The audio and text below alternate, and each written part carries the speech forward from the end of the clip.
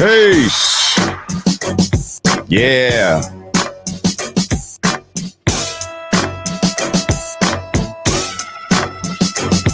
What it look like, y'all? Am I framed up right? No, a little bit too much headroom, maybe. I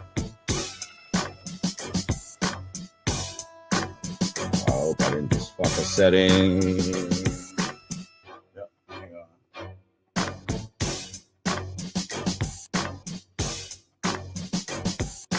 Did I just? Okay. I just my shit. There we go. All right. Fix some camera shit. God level in the house.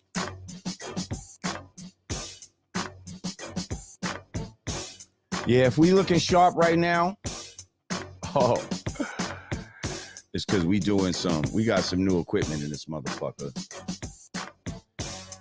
Oh yeah, we doing a multi-stream thing now. This is not a webcam, god damn it. This is a cinema camera. Ooh, we got two cinema cameras. Now on the live, you're gonna have this one view right here. But when we edit this motherfucker, we going to a whole next level, people. Let's clap it up.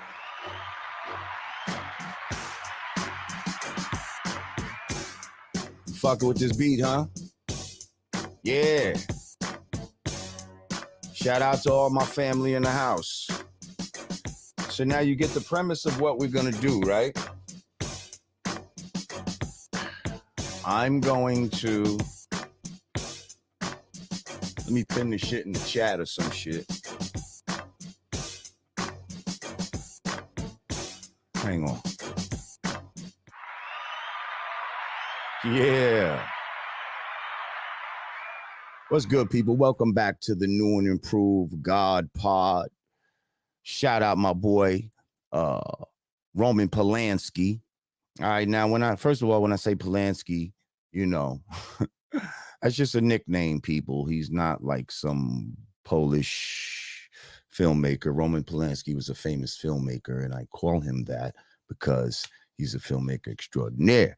So shout out to my man Polanski. Okay. Yeah, but he's not a Polanski. So anyway, yeah, I just got right with these new cameras. I got the motherfucking Lumix S52. Oh, I got two of them. Look it up. Look at that motherfucker up. Let me fix this camera right here a little bit. Yeah. Uh-huh.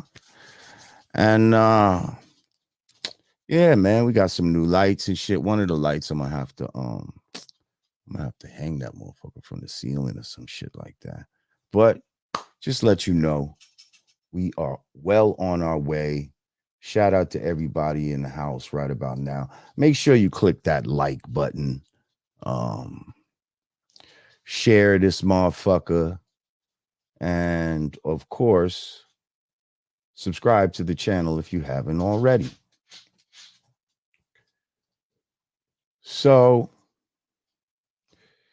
we're gonna go into pretty much whatever you'd like to go into today. Let me catch this thing. Okay, here we are.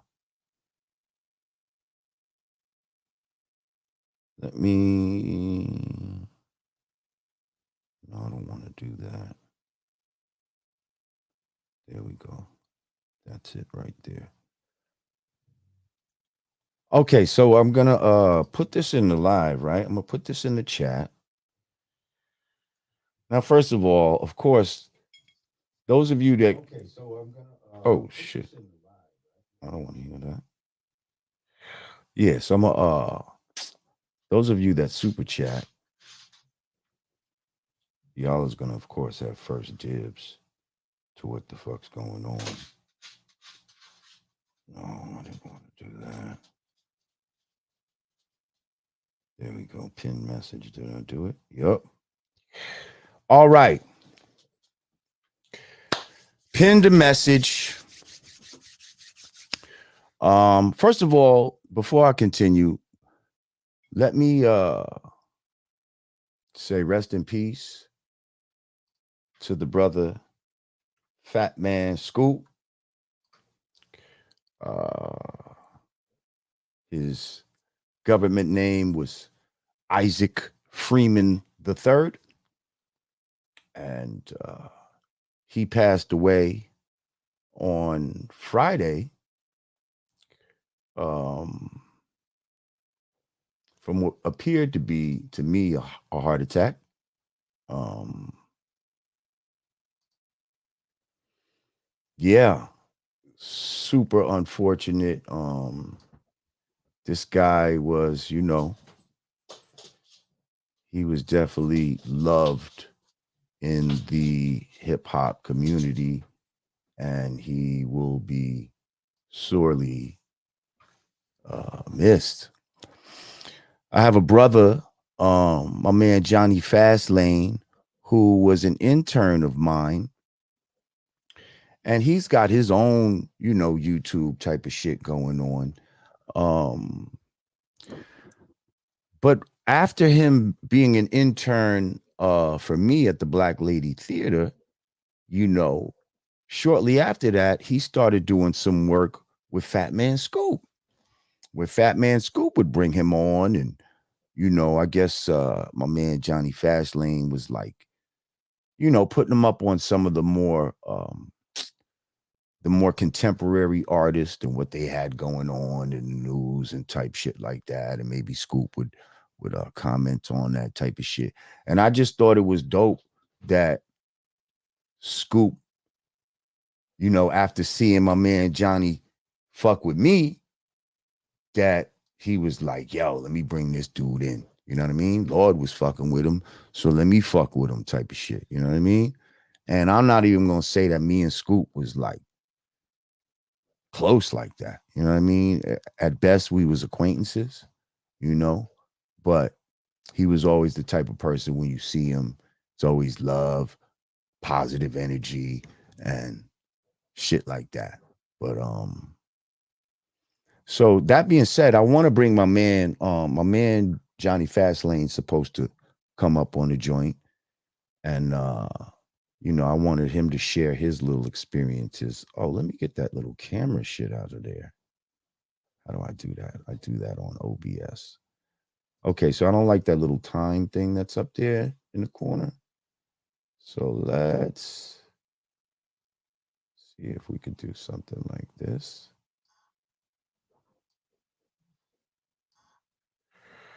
Now, did that take it away? No, not necessarily. I'm gonna have to figure that shit out. I think I had it yesterday, and now my shit is yeah,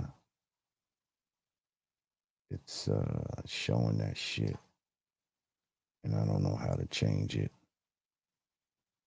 Oh well, I'm gonna get all this shit right. Trust me. But in the meantime, in between time, oh yes, and Virgo season is upon us. Shout out to all my Virgos. Happy born day to my cousin Rial. His born day was on the Wisdom Day, on the 2nd. Um, Today is Wednesday, the 4th, making today's math culture freedom. Okay. Some people say just culture. Some people say culture freedom. I say it depends on who your enlightener was and how you were taught. Um,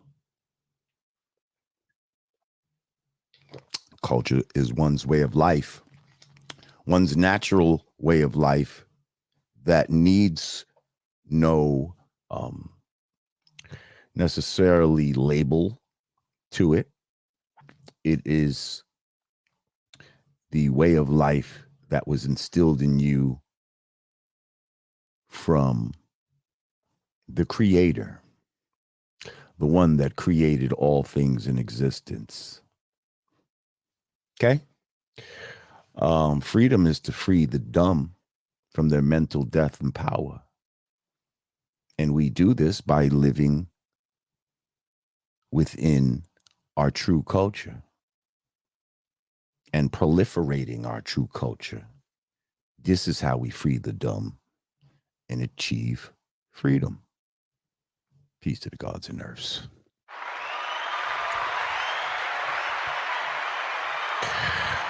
Now, okay. So I see already we have a return visitor. This man is not scared to come up to the podium.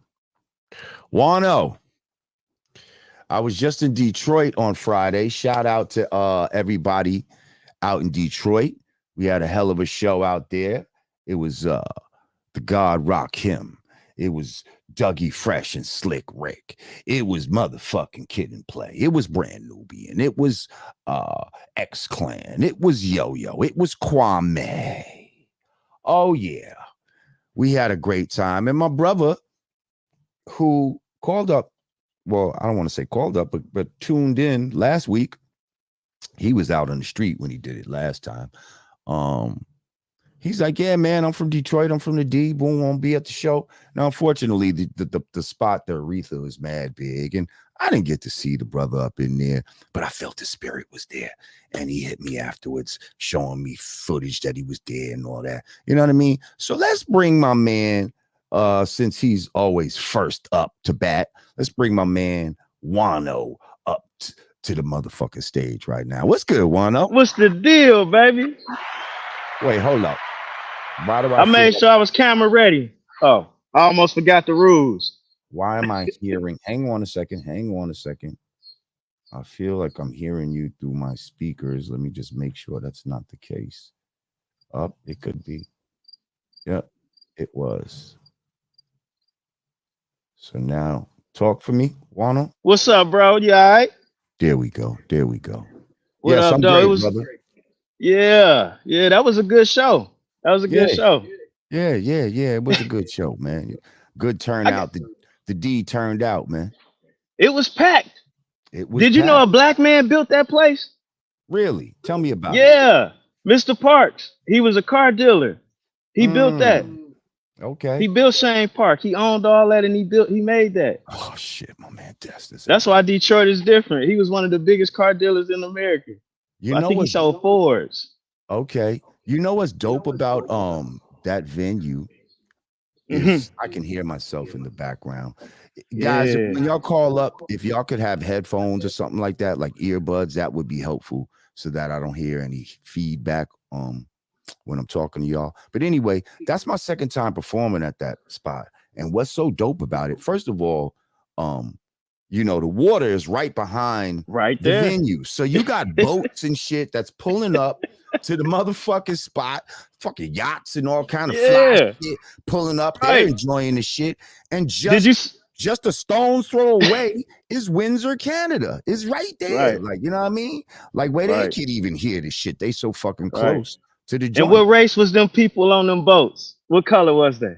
Oh, you know what they was. They was black. You don't see that everywhere. You don't see that everywhere.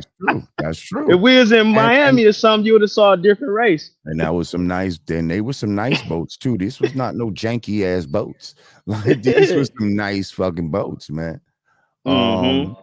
So listen, Wano, I'm sorry. You got a question or anything, or you just checking? Yeah, a little bit of both. Okay. Do you enjoy your career more now than you enjoyed it then? I'd have to say yes. It looked like it. You know why though? You know why? It's because when you're younger, I feel like you have more anxiety about a lot of shit. You know what I mean? Matter of fact, I'm gonna just mute you while I'm talking because I hear. I got my earbuds on. I don't know why that is. Yeah, it's in my ear. I hear myself talking.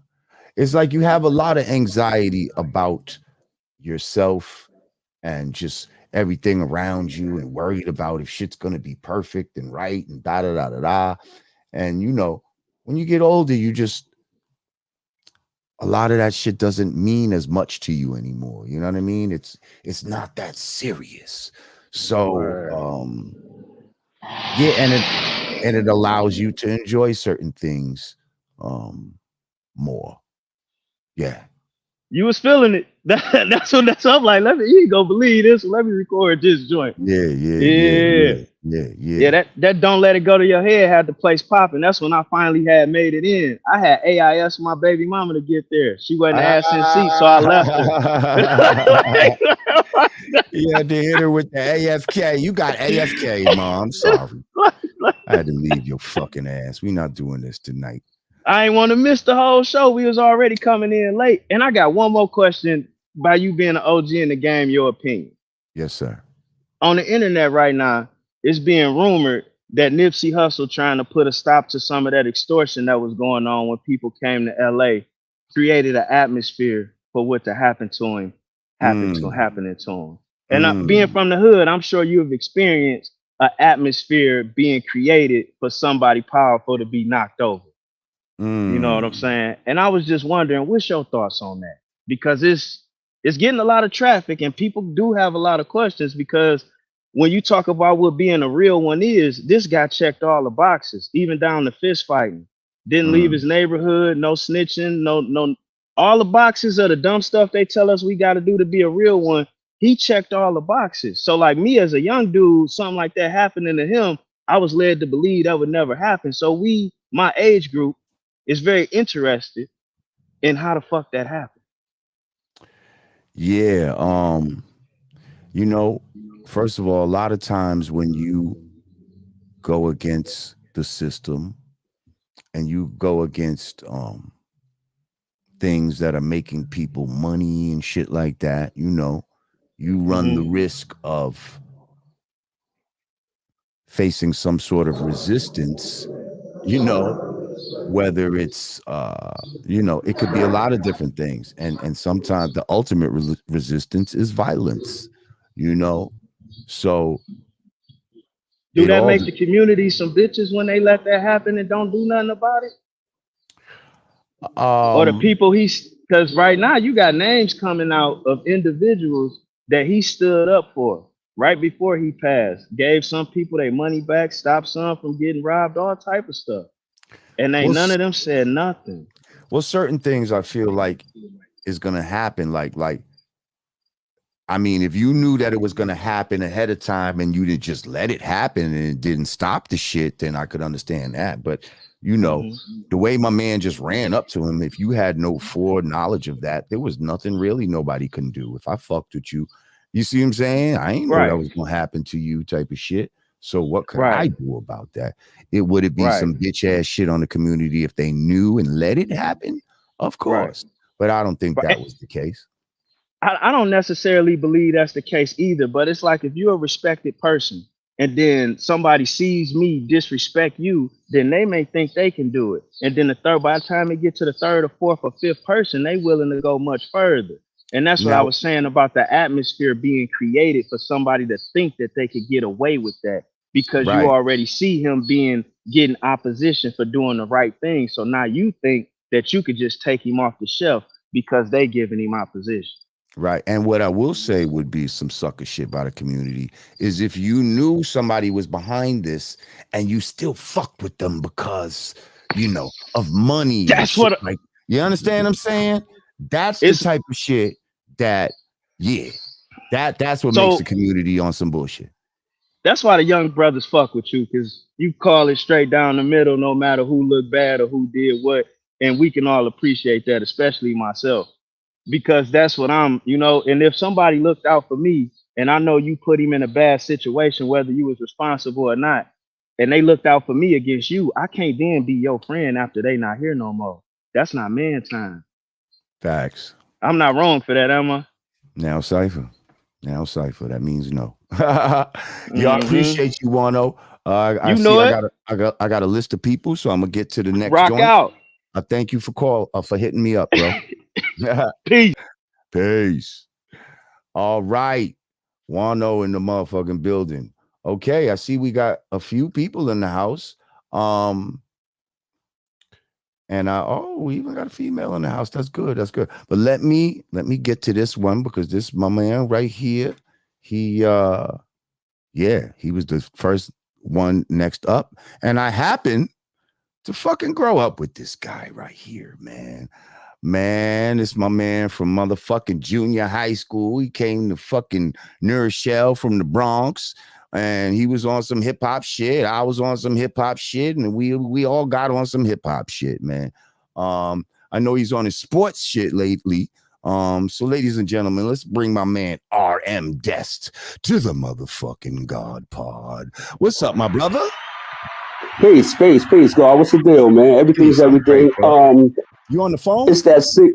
Yeah, I'm on the phone. You want to turn it Is that sideways? cool? Landscape. Turn it sideways like this. Now I'm upside down. There you go. There you go. Now you widescreen. Now you upside down. Okay, cool. We good now. Listen, man. Dope intro and all of that. I appreciate you. We go back like rocket chairs. You already know we talk behind the scenes all the time, man. You know what I mean? I was going crazy about the Busy Bee thing, but that's another story. But anything, man. I got a question for you, Lord. What's that, bro? Because we run in the same circles, man. You know what I mean? I appreciate you for everything you do, man. You're a voice for this thing, man, and everything is everything. You already know.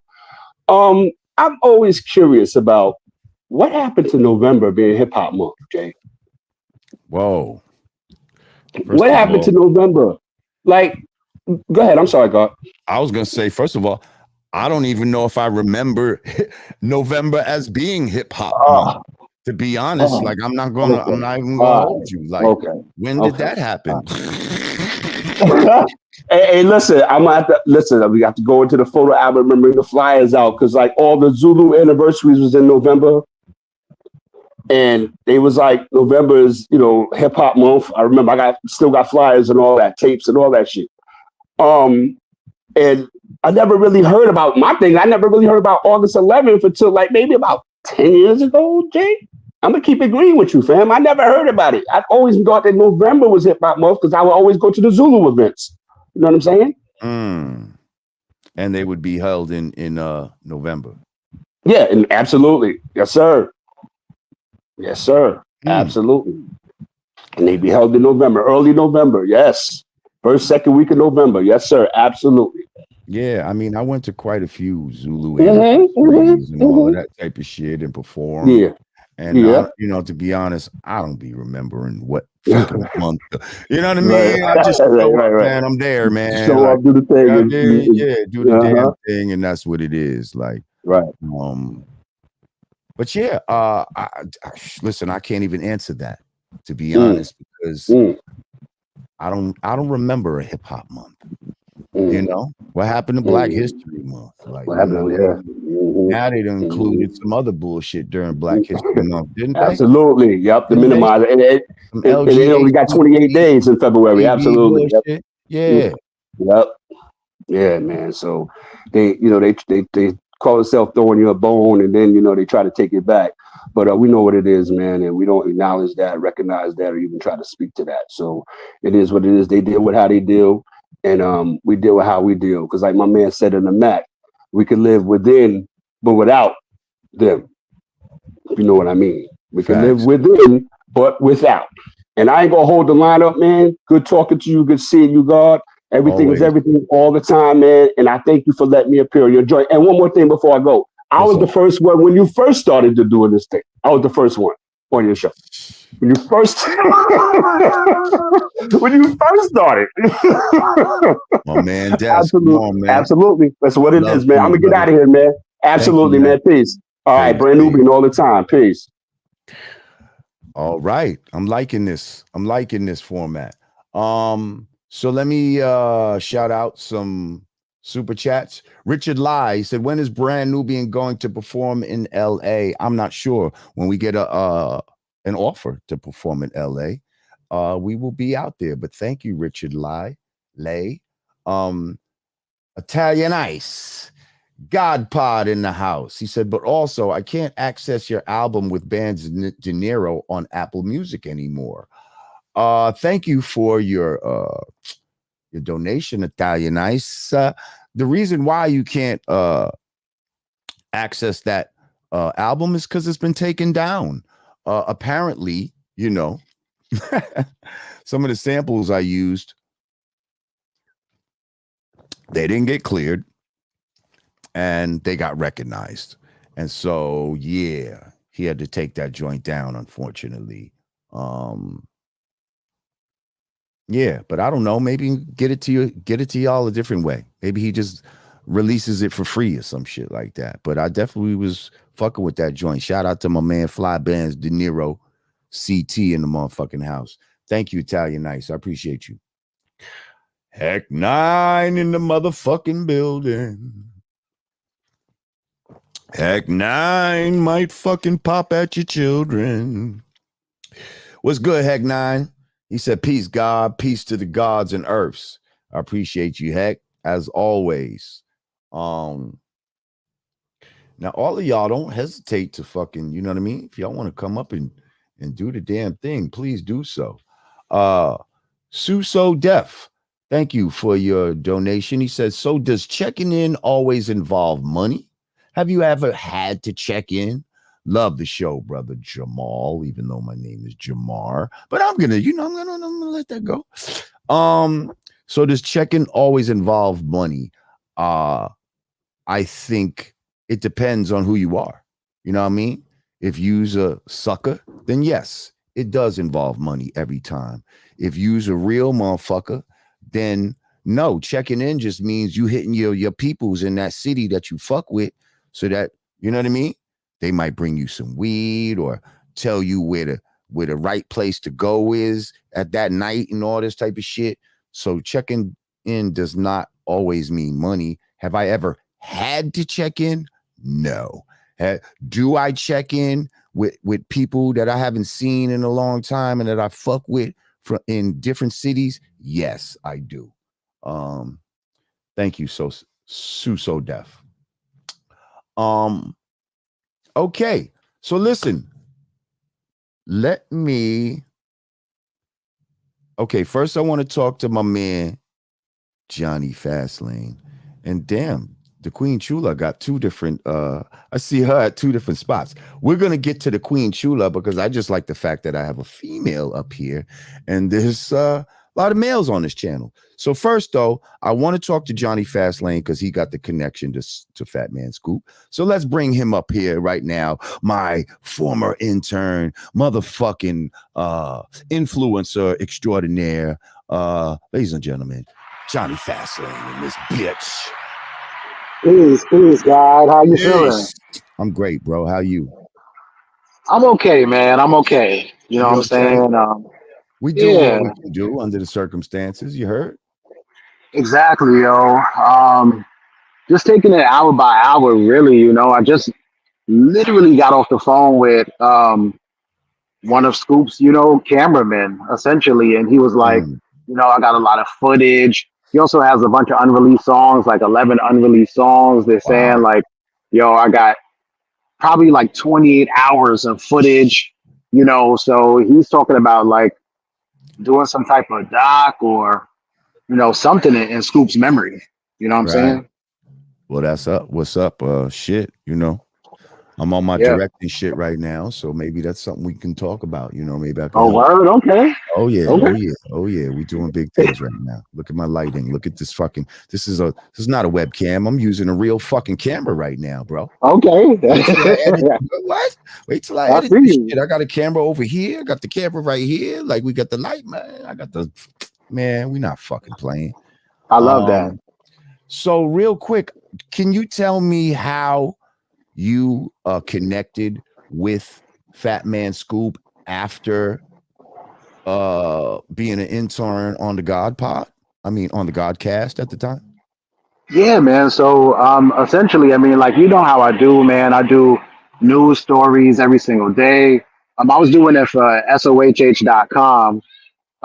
And I did something about Fat Man Scoop, like him and DMX or something, like he interviewed DMX. This was like a little bit, I think it was like right as the pandemic was starting. And I was just talking about how, the shit was funny. Scoop is a fool, had DMX on there rolling, whatever. And then Scoop saw it, man. And he hit me up. He was like, yo, I love what you're doing. I like your style. What I want to do is have you on my show. He had a show called Sensible Ignorance that he did every day, Monday through Friday. And he was like, yo, I want you to come on my show and do the news for it. So, we started working together. He even, came to Brooklyn, no security, pulled up at my crib, like in Crown Heights. It came to my building, came to my apartment, and was just like chilling on the couch, watching like YouTube and Everyday Struggle and shit like that. You know what I'm saying? Like, just a real stand-up dude, man. Somebody that created like a real family environment. Somebody that watched out for everybody, looked out for everybody. He was real humble, didn't feel like he was like too important or anything like that. He was just down to earth, really. Mm. Yeah, that was always my experience with him.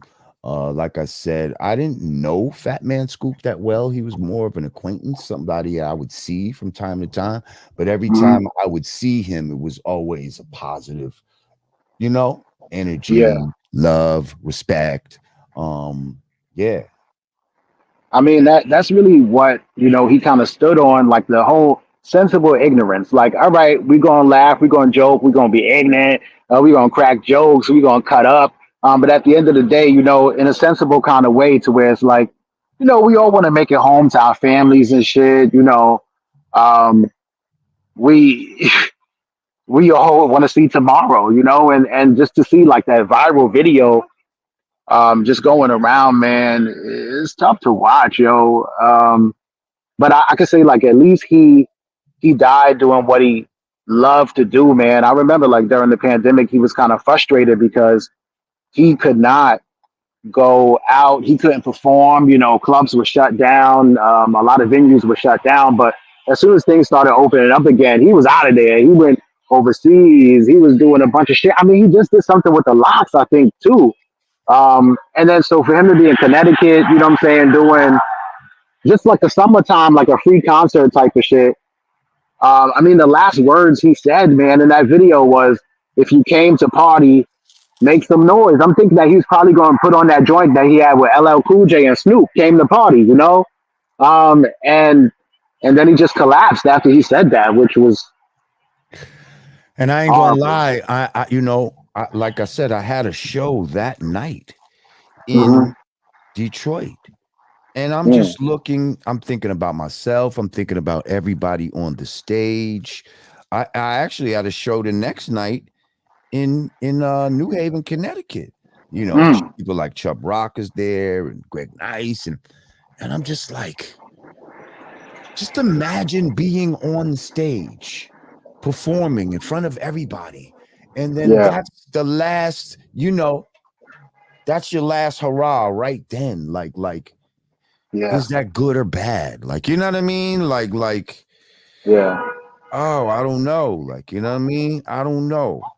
I mean, But death comes out of nowhere, man. So I mean, like, it's we're bad all in the sense promised. that, yeah, exactly. That's one thing that's guaranteed.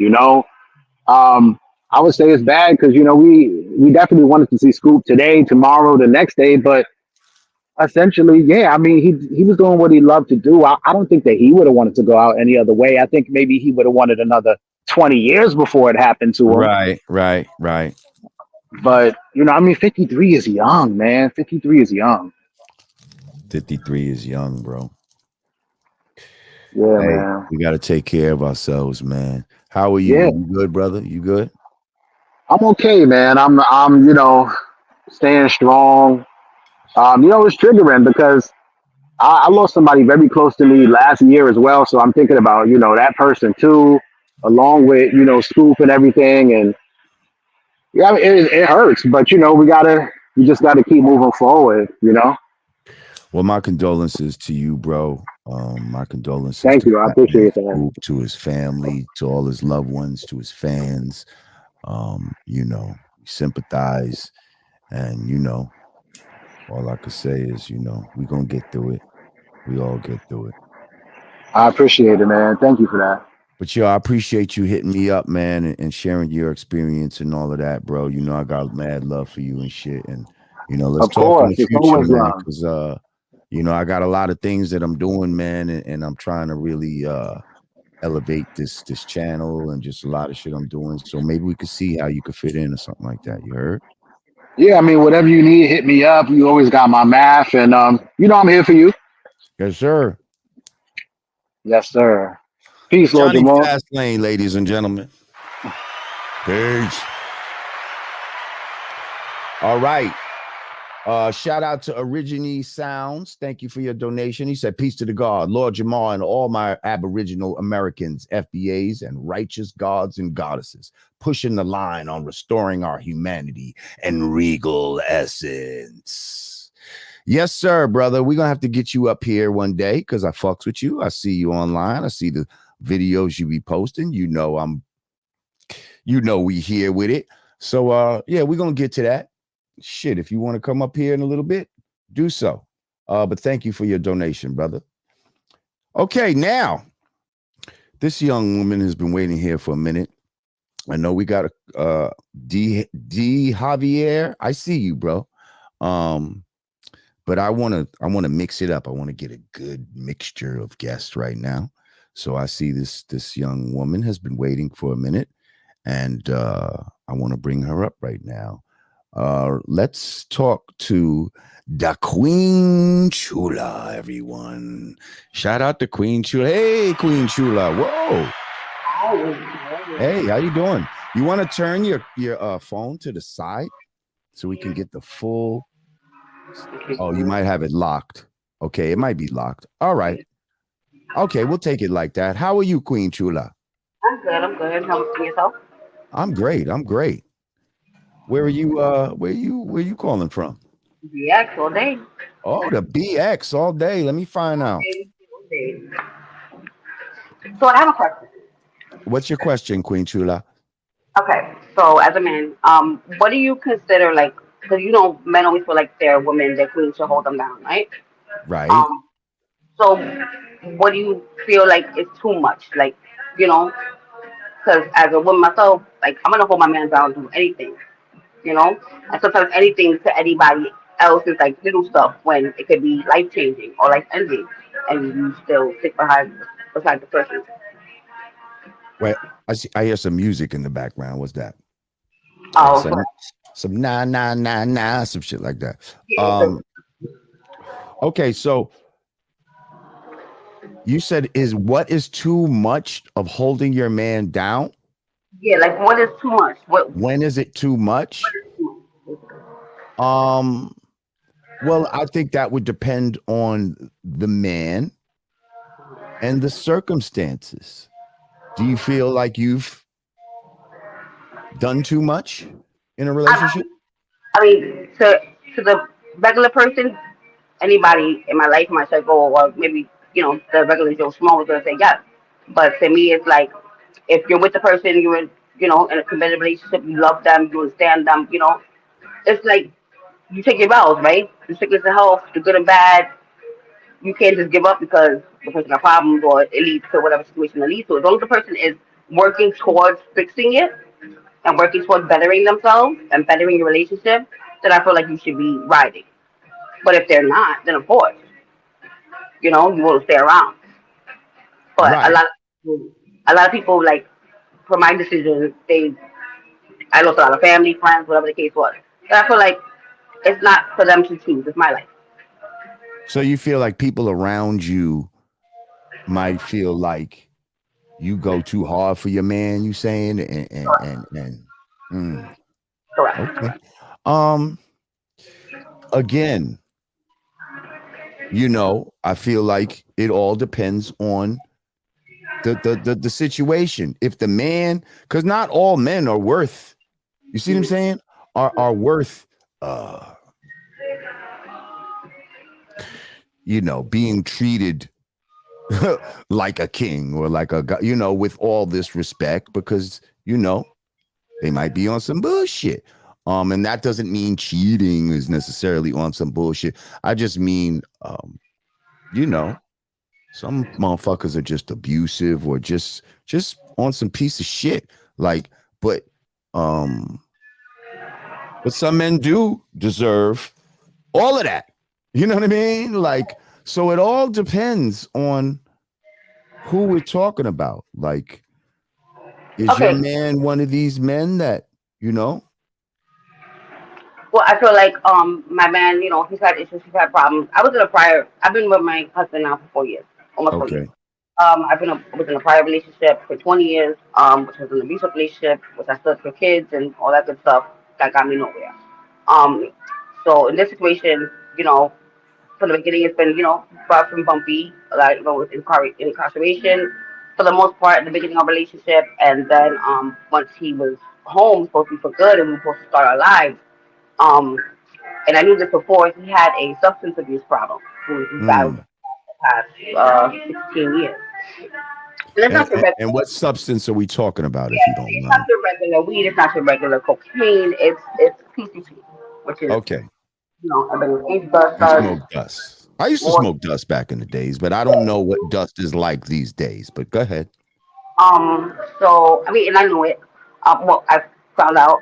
My thing is always, I'm gonna hold you down. So you act right, I got you. So, but then coming, But how's he gonna act right if he's smoking PCP? I mean, because it sounds like, I mean, I've been around people that can, you know what I'm saying, and I've been around people that it all depends how it affects you. I'm the person who, like, I don't let any type of substance, drinking or anything else control me. I can still keep total control. I don't know how, but it's just mind over matter to me. Okay. Um, but okay, so the situation was, I knew that led to him having paranoia, and he had some PTSD issues and stuff like that, and that gets really big on paranoia. So what ends up happening is an unfortunate situation. It just hit 2 years ago in April.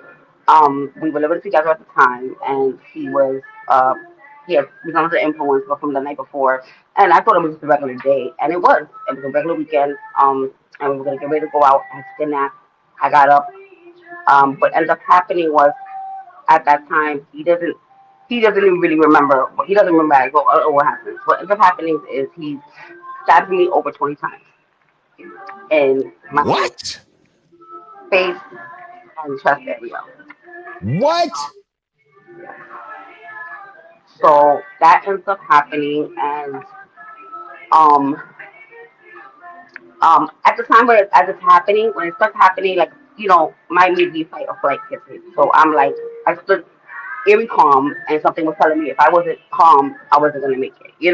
So I was really calm, and then once I realized that I couldn't when I looked at him and I realized I like called him, and he did not. He looked through me. I knew my husband was not there at that moment.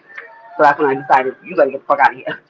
So I got out of the room, the house, the building, and got to the street, and where people stopped, and later on, I was helped, and the cops came and everything. Fast forward, I do 9 days in ICU. Um, I had, like, my family was a little bit supportive, but I had a lot more of his friends and family that was more supportive. Um, and at that time when it happened, I was, of course, angry, hurt. Like, I didn't want to. I didn't want nothing. Like, I felt like I was done with the relationship. But also, I also felt like when the DA came, I was like, you got enough footage. I'm not telling you shit. I'm not testifying. You know what I'm saying? Because if you're gonna nail him, I'm not gonna give you the hammer. You understand? You didn't need me.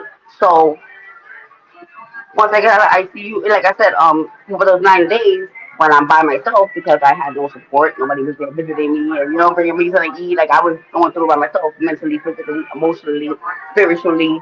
Um, I had a lot of time to reflect, and battle myself, um, our relationship, my love for him, what I was gonna do, what I wanted to do.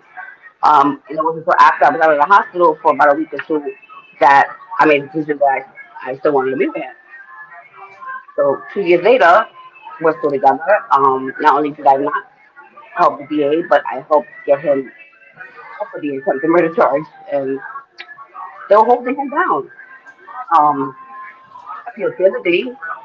Don't think I held, I healed all the way emotionally or spiritually, but that's a work in progress.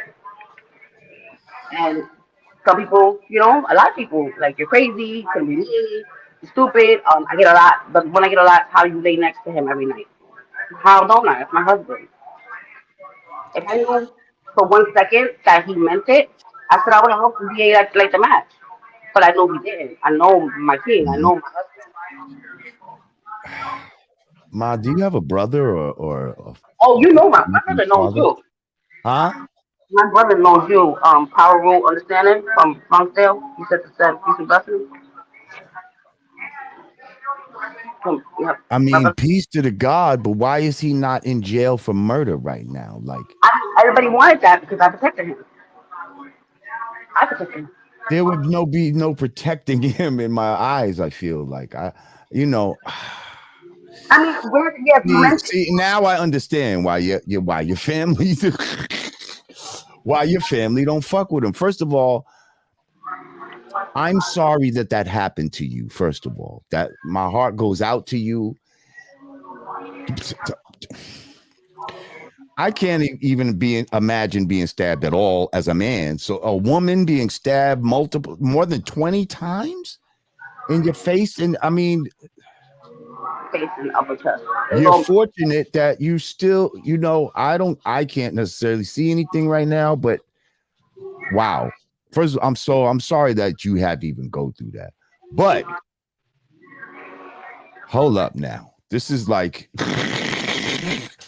you had some warning signs. Um, good. you definitely had some warning signs, and yeah, and now what he's locked up for attempt murder, you said? Some shit like that? No, well, he was. I bailed him out. I paid the bill. I got him home. I got him into a drug program where he's thoroughly at and working through it. Do you think if the shoe was on the other foot, if you would have stabbed him more than 20 times, he would have stayed with you? I, you know what? Only because I don't feel like men would do half of the things that women do deal with. You So didn't answer. So the answer is no, then. I wouldn't say yes. I wouldn't say You yes. would say yes. Yes. Is that so that you could try to like Say face prove a no. point here, or Not at all. Not at all. This is my heart. because you started with by saying I don't think men do half the shit that women do. Honestly, I don't think like the average man does like how the way men see it is like it's okay for a man to do it, but once a woman does it, it's a problem. You know what I'm saying? That's with most things. So what I'm saying is the average man, no, but him knowing us and knowing everything we've been through, I would damn hope so. I would hope so. I would hope so. And I snitch. You know what I'm saying? But you never know. You never know. I just think like at that point, because at that point in my life, like, I'm not even with my age, but I'm not that young. I've been through a lot. My own stuff, 14, been on the street, been through a lot of different things. So I think at that part of my life, I've been through all the hardships. There's nothing in the world that I can go through that I haven't been through during this time. Well, don't ever say that. Don't ever say that. Because God said, word, let me show you this. I got Not, some extra shit for you. let's see if you can do it. I said, okay, now I'm immortal. Let me find out.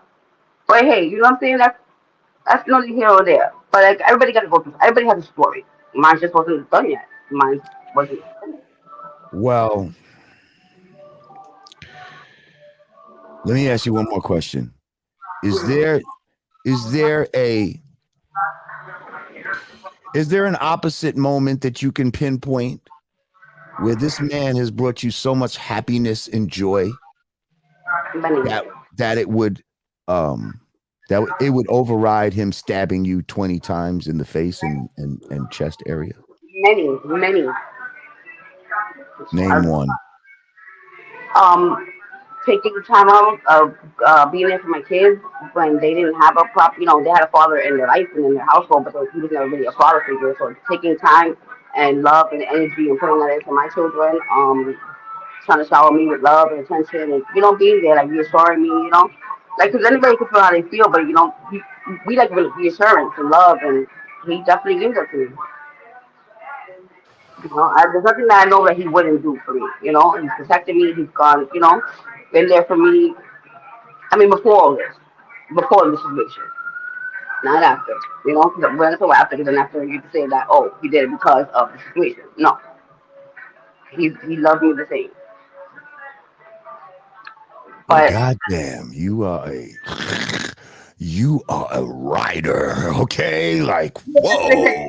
ride or die, like ride or almost Yeah, die, ride or die, but like for real, like but I didn't that's die. literal shit right there.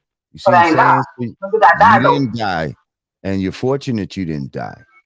But hopefully this ride, I mean, first of all, like I said, none of us get out of this shit alive. So, that's one thing we're guaranteed in this life. You're gonna die at some point.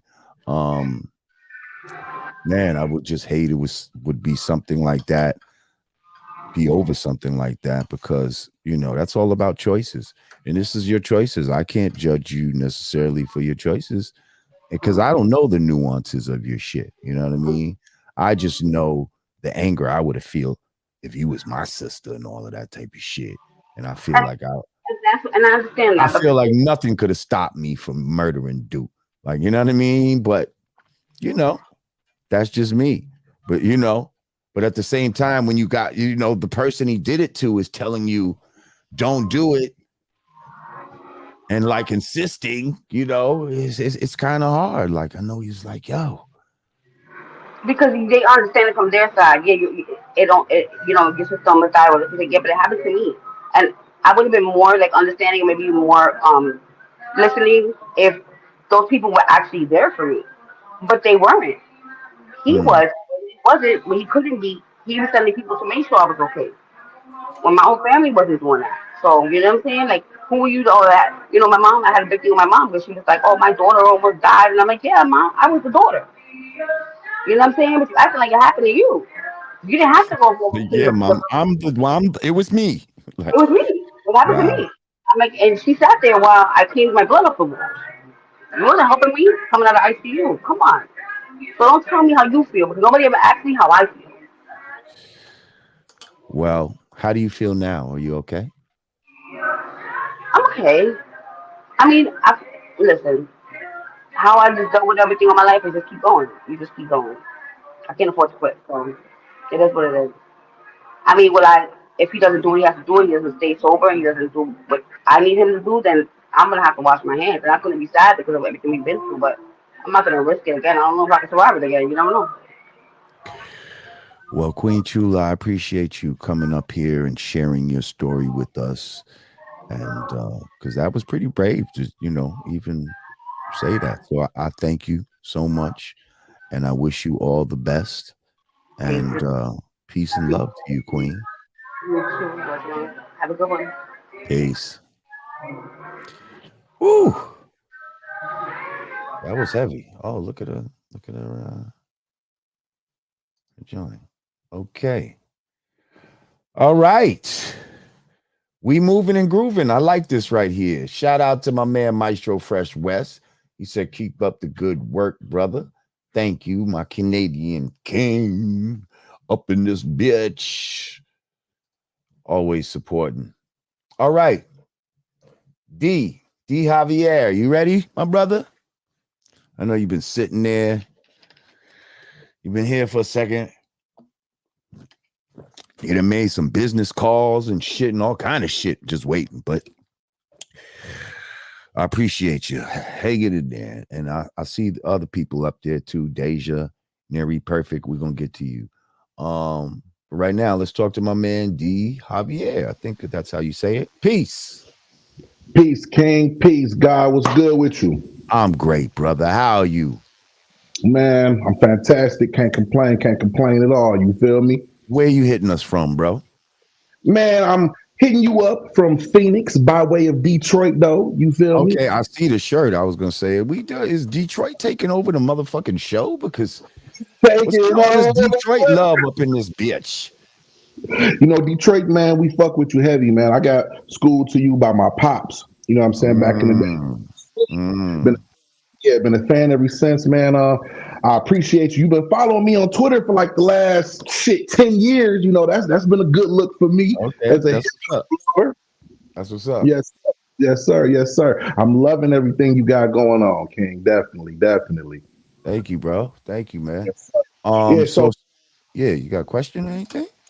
yeah, I wanted to talk to you and ask your opinion about the state of hip hop. I just seen a clip of Chris KRS-One, talking about hip hop is running things. And I mean, I know as, black people here in America, we set the tone culturally, for a lot of trends and people follow what we got going on. But based off of the numbers, the state of the music that's being put out, how do you feel about Chris's statement about hip hop is running everything? How do you feel? Well, first of all, I'm not the type that believes everything is according to numbers. Numbers do lie, actually. Numbers do lie. Jay-Z was wrong. Numbers do lie. I agree. Numbers can't. I would agree with him when he says hip hop is running everything in the terms of it influences everything. Okay. Whether it's advertising, whether it's fashion, whether, different genres of music, whether they admit it or not, hip hop is influencing everything on a worldwide scale. Okay. Not that hip hop benefits from its influence, though. You see, it's I everybody. agree. Okay, everybody else is benefiting from the influence of hip hop. To the point where I'm battling, fucking people right now who are trying to claim the origins of hip hop, creation and all this type of shit. When you were just an observer, who participated early on, but you didn't create anything. So yeah, that being said, I can agree in one sense of saying, yes, hip hop is, we in hip hop and black people in general, we decide who sits at the cool table. You understand what I'm saying? We are the cool table. And if we say you cool, you cool. And if you're not, you're not. Okay. Mind if I interject for a moment? Go ahead. Okay, so you said we. I don't know if I fully agree with you on that. Maybe back in the 80s, the 90s. You know what I'm saying? Even late 90s, early 2000s. So you mean to tell me we decided that Post Malone was cool? Or was that something corporate where we said, yo, we're going to bring this guy in, put him in the front of you, and we're going to make it cool? So here's the thing. Somebody like Post Malone, that's a combination of we're going to bring him to you, right? But it was us that said that we had to go with, I don't know what his first song was that we fucked with. White Iverson. Yeah.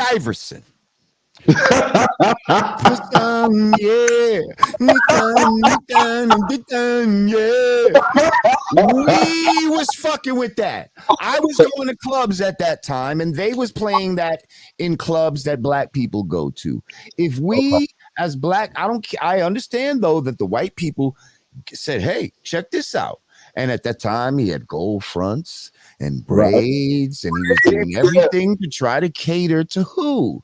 To the people he needed to give him influence. I see where you're going. None of these motherfuckers could do it without us saying, okay, that's why somebody like, and I hate to bring him up, but somebody like Eminem had to go to a Dre. That's why all of them have to fuck with us in some kind of a way, because we decide whether you like it or not.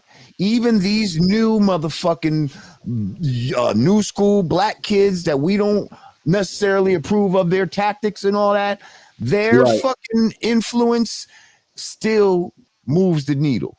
And it is what it is. That's what we do as people. You understand what I'm saying? As a collective of original people, that's what we do. That's why we're the fathers and mothers of civilization, and because everybody gets their shit from us, because we are the ones that progenerated culture. Right. Okay. So now, a few months back, I seen you online as well as another guy.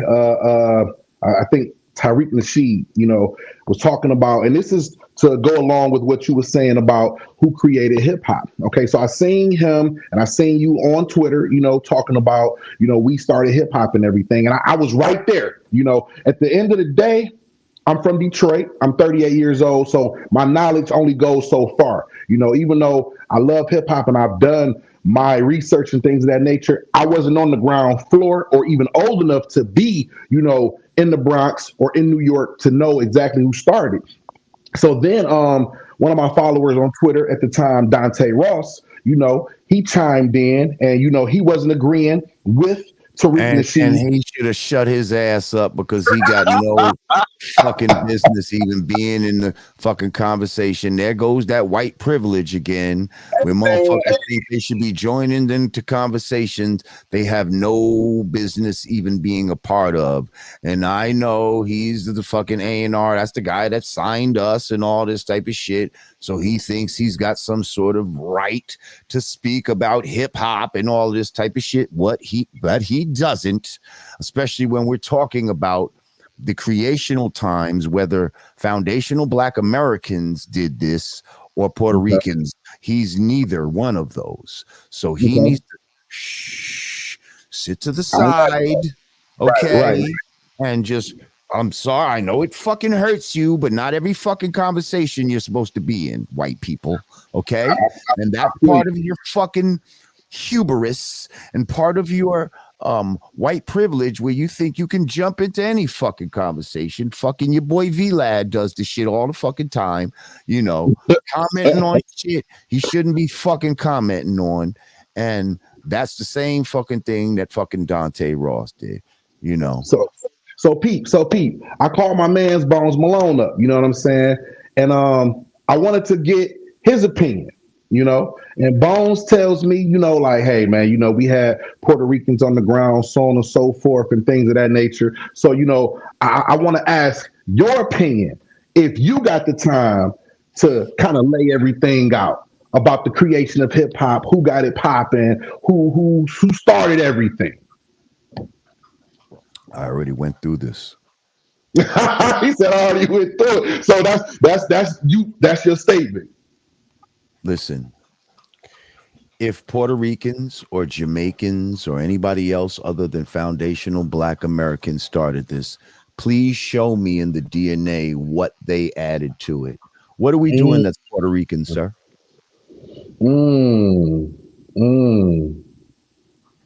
Okay. Do we dance salsa in hip hop? I can't say. What are we doing that's Puerto Rican? You see, these are people that were around foundational Black Americans that were influenced by us. They were acting like us. And so if you were there, they had afros. A lot of them, you didn't even know they were Puerto Ricans. See, we keep going by our visuals of when the cameras came around and the Crazy Legs and all of those type of people joined in. And shout out to my man Crazy Legs. Would you just shut the fuck up and come on the show, okay? And stop going on everybody else's show with the bullshit. If you really want to fucking get it on, come on the show. Come on. I'm inviting you, sir. You know we used to be cool. Like, I don't even understand what the fucking problem is, man. Like, so why y'all trying to go so hard with this shit? So why you think he ain't coming on the show? Because he has nothing but emotions to back himself up. All you can say is, come on, we were there. No one said you weren't there. I didn't say you weren't there. I said you didn't influence anything. I said that nothing of your culture was infused into hip hop culture. You infused everything from us. You came from another fucking place where they didn't even speak English. You're trying to now assimilate into American culture, period. So they put you next to the niggas, We're the ones that taught you how to speak English and all of this type of shit. You learned how to be American from us. We weren't trying to learn how to be Puerto Rican. We weren't trying to learn how to be Jamaican. All those people from the Caribbean were trying to learn how to be American in America so that they can benefit from being in America. Because guess what? America don't fuck with you if you don't get down or lay down. If you think that you're going to stay in this country for generations and not learn the fucking culture, not learn the language, all this, you're going to have a hard fucking time in this country. I don't care if you're Russian, if you're fucking Asian, whatever the fuck. All of y'all motherfuckers got to learn how to be American. And none of y'all is coming here rubbing that shit off on us. See, the problem is y'all think because we're in a vicinity of each other that somehow this shit is a two-way rub off. Nah, no, it's not. It's not. Black people if you knew about the demographics of Crown Heights, Brooklyn, black people and Hasidic Jews have been living side by side for the longest time, yet you don't see black Hasidic Jews being influenced by these motherfuckers. Yet I've seen Hasidic Jews be rappers and shit like that.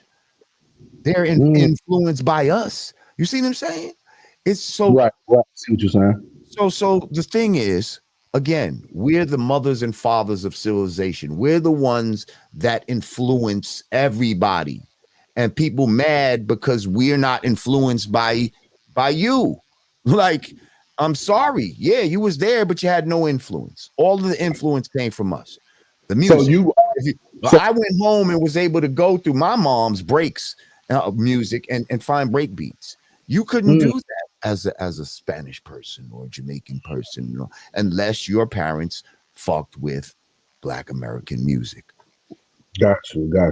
So okay, so you're not denying that you had other ethnic groups there in the beginning of hip hop, but they did not influence or determine the culture. Is pretty much what you're saying. They didn't create it. They didn't create it. The ones who created it, from breakdancing to DJing to MCing, everything. Graffiti already existed, but graffiti changed once we started doing hip hop. Okay. But it all comes from us, bro. No doubt. Man, I wanna, I appreciate you. I know there's something passionate about. Other people get up there. Okay. Look, I appreciate you, brother. I appreciate you, brother. You have a good one. No, D. Javier. Thank you, my brother. Yes, sir. Peace. All right. I see some people who might be away from their cameras. Neary Perfect. Oh, there you go. Let's get Neary Perfect up here. Wait, hang on. Let's make sure there's no more. Oh, Teacher Maria. How you doing, Teacher Maria?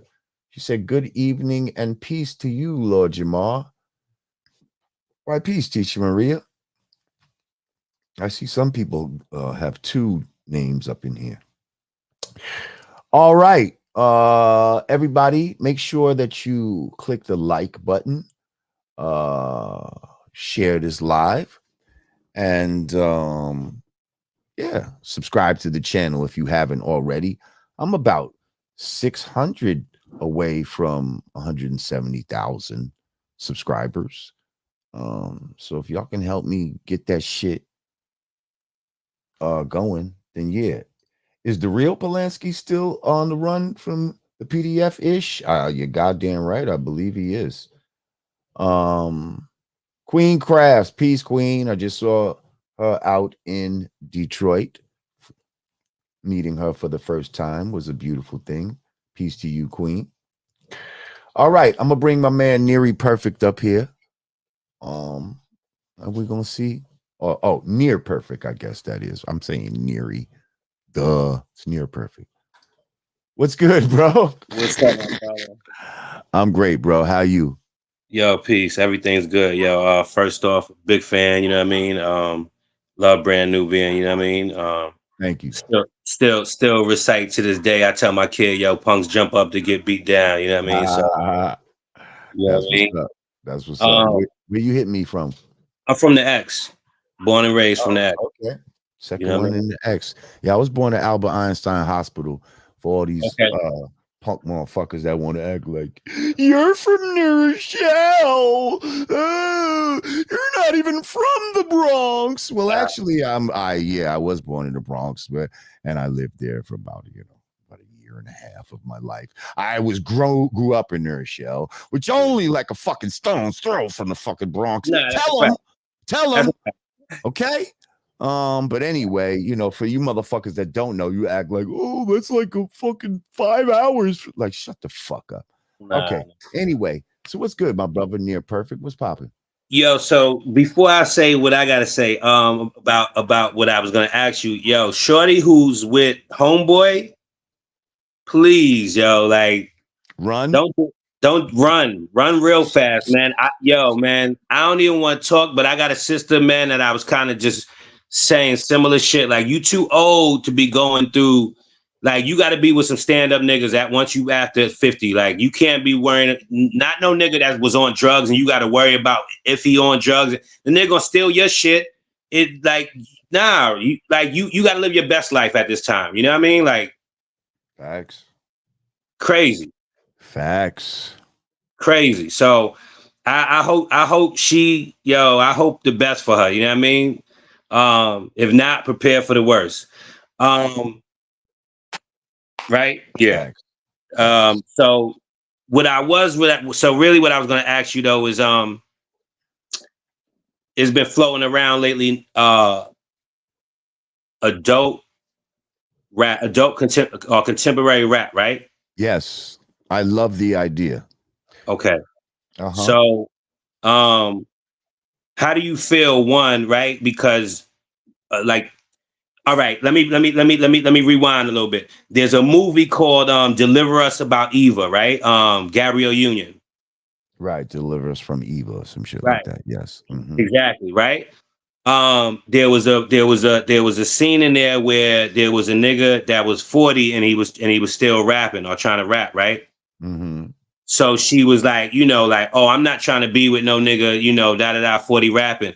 And now fast forward to now where you got a lot of niggas in their 40s either Still still rapping, making it, even 50s. Yeah. right, still making it or still doing it, you know what I mean, at a high clip.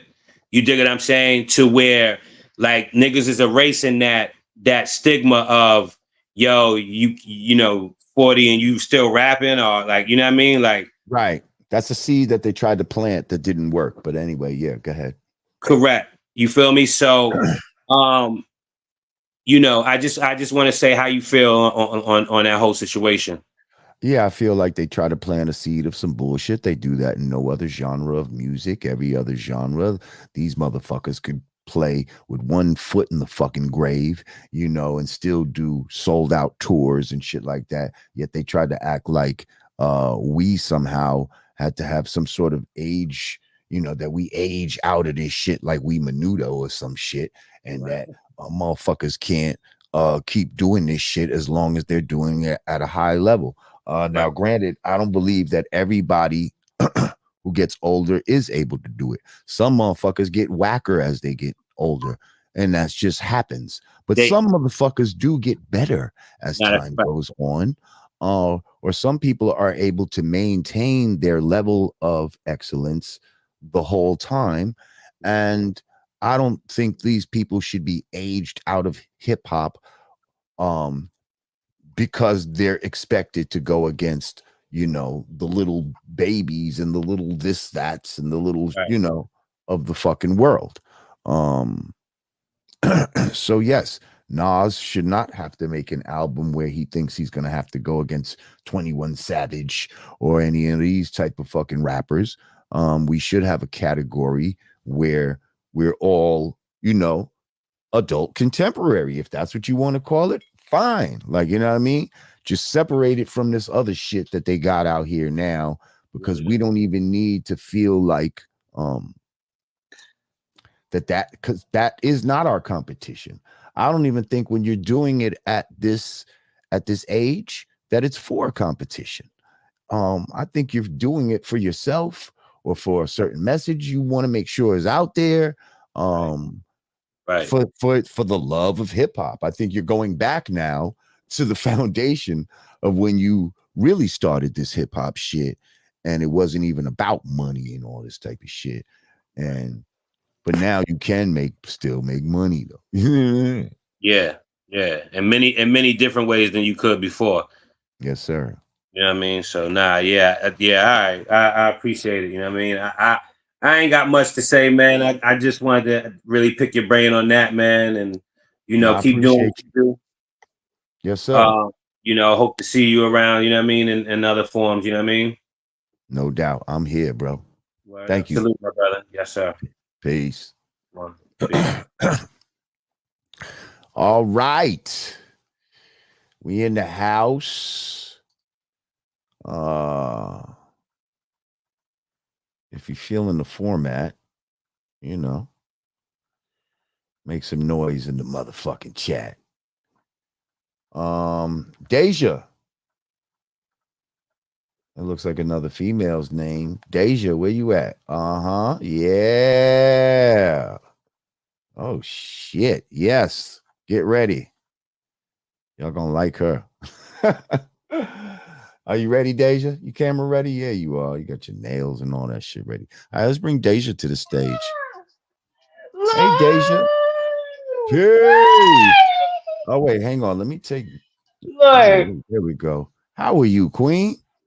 Oh my God. Lord. Okay, let me just say, I've been following you since that other show, and I love you so Ah. much. Oh, thank you so much, Queen. Thank you so I think much. you're like so funny and hilarious, and you make my day. And you're so handsome, like so handsome. Oh. You aging gracefully. Okay, so Where are you from, Deja? I'm a little tipsy. Where are you from? I'm from California, What from part? Inglewood, California. Inglewood, where it's all Inglewood, good. yeah. That's what's up. Yes. Okay. So, oh, wait. Okay. What you a little Okay. tipsy? What you been So, drinking? for loco. Oh For no. loco. Whoa. Okay. I've heard about I'm not that. a drinker like that. I'm a smoker. Look, Me I'm a too. So what the smoker. fuck? What are you I'm a doing? smoker, Drinking that? so I gotta All do right. what I know. All right. I listen, I'm on a budget. Okay. Ah. Okay. Gotcha. So, It's one of those days. All right. Lord, I am so tired. I'm so tired of hearing about like this black and white thing. Like, I understand that like things happen in the past and things are still happening, but it's like, I don't know. It's like, I just feel like if we keep speaking on this black and white thing, that's making things awkward.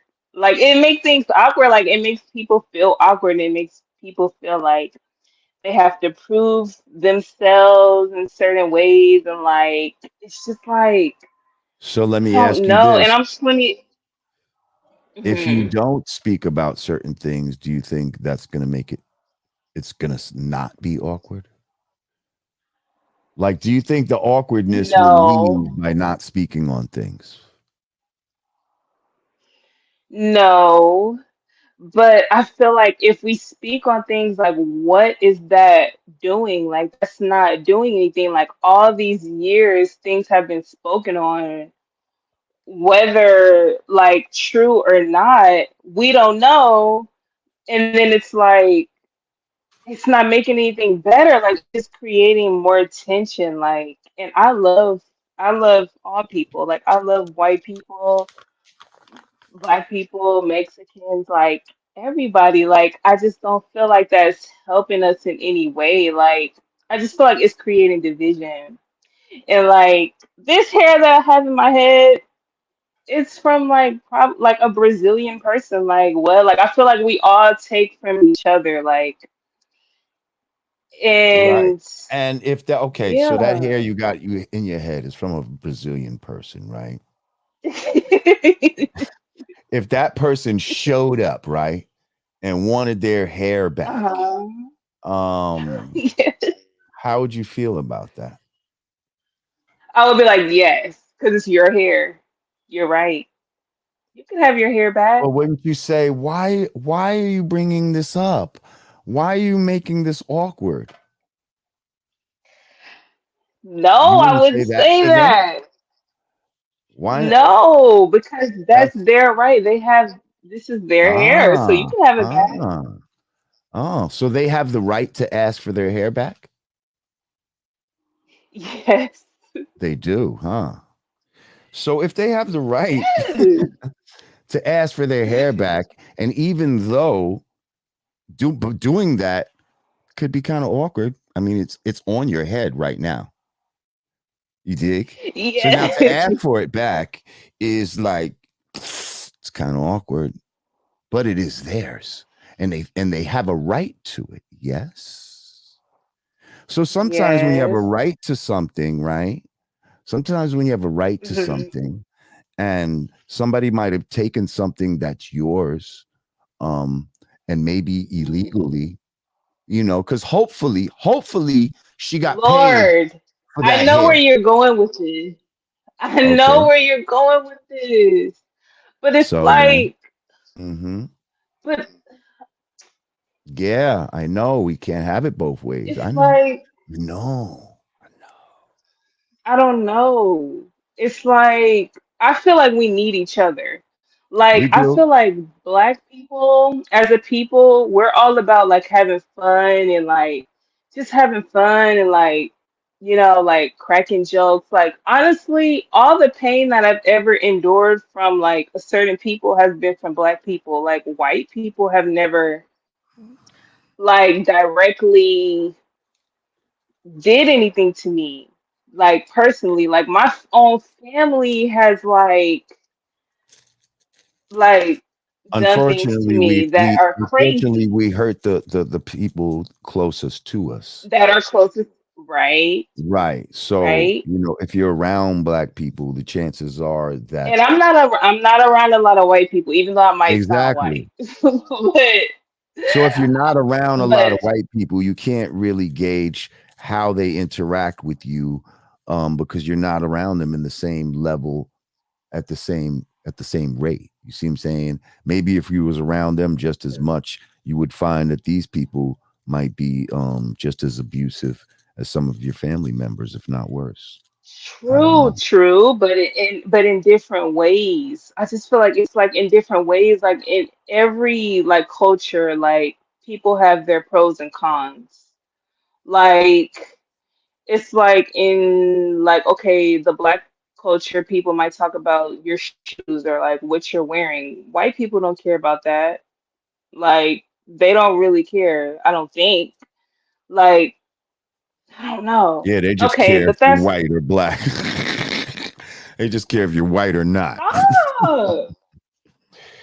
See, please Mm, don't get I fooled. don't know, Like, you know what I but mean? but We I feel do like live in America. There's a but I lot feel of like that's racism.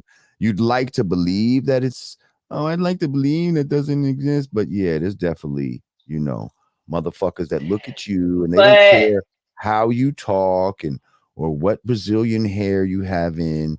They're still gonna look at you as a nigger girl. Okay. And stop. that's just what it That, is.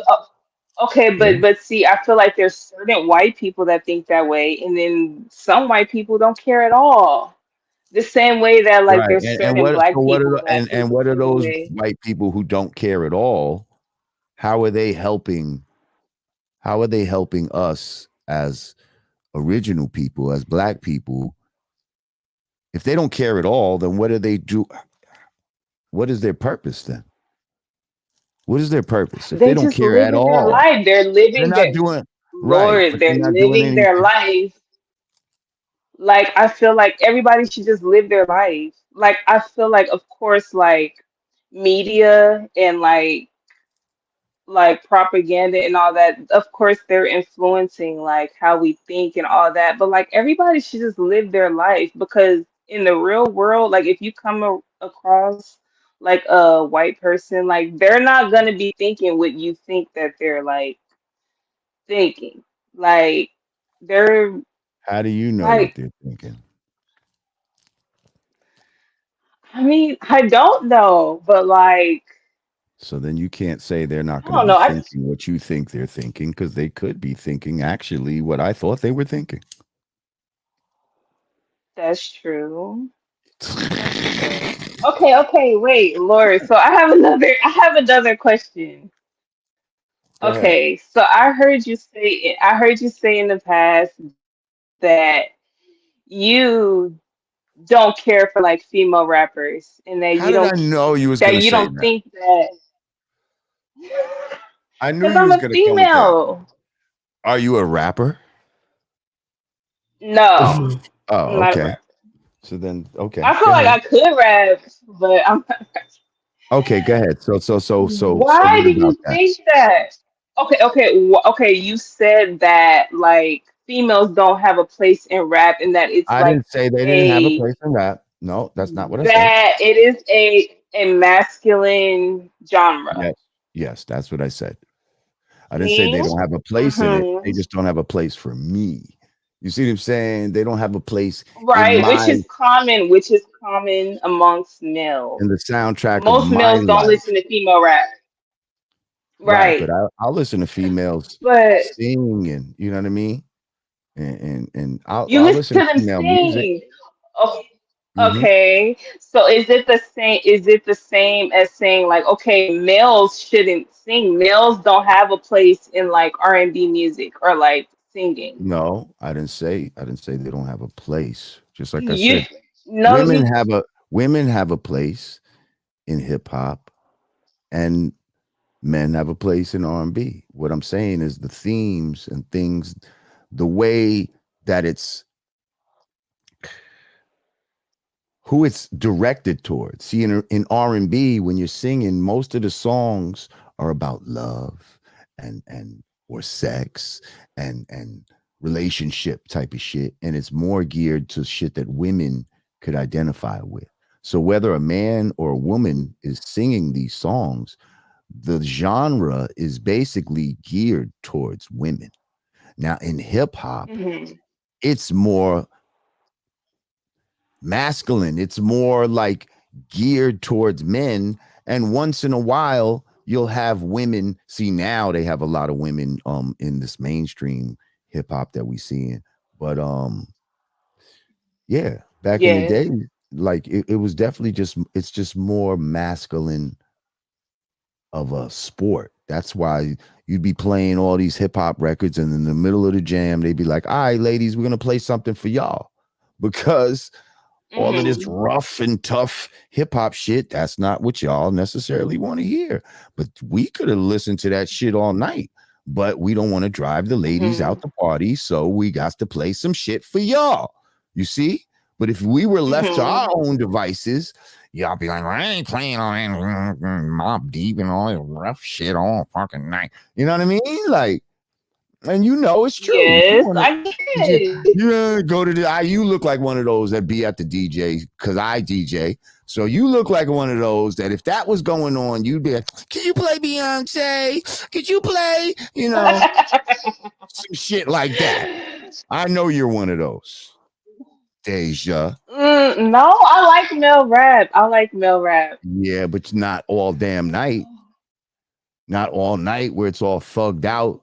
I You would don't want to like hear to know. No, I would like to hear some female rap. Like if that's the type of vibe that we're on, like I want to hear so some what female female rap. who would you Yes, want to but hear? majority. Who's your favorite I female mean, rapper? Who's your my favorite female rapper? favorite. I'm gonna say Cardi B. I'll say Cardi B. Cardi Cardi. B. Even though she only has one album. Now, She's your I am favorite saying female Cardi rapper. B because I can listen to her all How day. old are you, Like if Deja? I'm gonna listen to a female rapper, I'm 27. Ah, got it. Got it. Um, But like I get it. I get it. I Yeah. mean, I don't listen to Cardi but B but like wait, that. wait, wait. I have to give an honorable mention to Little Kim. I love Little Kim. Like I love her. Like okay. Like Little Kim, like first of all, when she like cuz I did my homework. when she came out, like her, like Biggie really had like his freaking foot on her neck. No pun intended. But like he really did. Like she was so hard. Like her voice was like I will always love Kim. And I listen to Kim still. Like I love her. Um but yeah, like today, like Cardi B, I like Glorilla. Um Yeah, that's about it. Like Nikki, I like Nikki, but Nikki came at Little Kim, and I just cannot get with that. Like I cannot like, but Those Nikki are is all very like talented sex for sure. rappers to me. Those are all sex rappers to me. Like, you know. Yeah, yes, but I mean, as a woman, I mean, there's only you can only talk about like material things, sex, and like Why? Why? Why is men, that all and you I can guess talk that about? goes with sex. You could talk about whatever you want I as a woman. mean, It just seems like that's what they push, though. You see, you could really talk about yes, whatever you like. Talk yeah, about that's million true. bundles. Why ain't got a song about that? Yeah. Hey, Cardi B has a song called "Cheap Ass Weed" that she Okay. came out with before she like got really popular. But like, I love Cardi B. Let me try to get all of my things in right now, Lord, All right. Yeah, because I see my man Richard Adamson been waiting. See my man okay, okay, Imagery's on okay, the okay, line. okay, okay. That's it. That's That's all. it. We're gonna be doing this again. Yes, Hit us I'm gonna. back another time. Yeah, Yeah. yes, Come back through. Be yes. got a fucking God Lord, pod I love regular up in you, this. and you're I love you so too, you're David. so handsome. You're so Thank you. handsome. You look good. I love You're a you. beautiful woman yourself, Deja. Bye. Thank you. Peace. Bye. All right. See, we gotta mix it up. We need that male and female energy. Truly Zambian up in this motherfucker. Where you at? There you go. I don't know what you're talking about, but yeah, you in the midst of conversations. Okay. Um, so anyway, I'm liking how this is going down. Uh I lost my fucking fill light though. God damn it. It died on me. Um, don't kill me, Roman. Don't kill me, Roman. I couldn't fucking yeah, the charger for that. I fucked up. Yeah, so anyway, let me if y'all just joining us, you know, I'm doing some new shit right now. I'm doing this on film cameras and shit right now.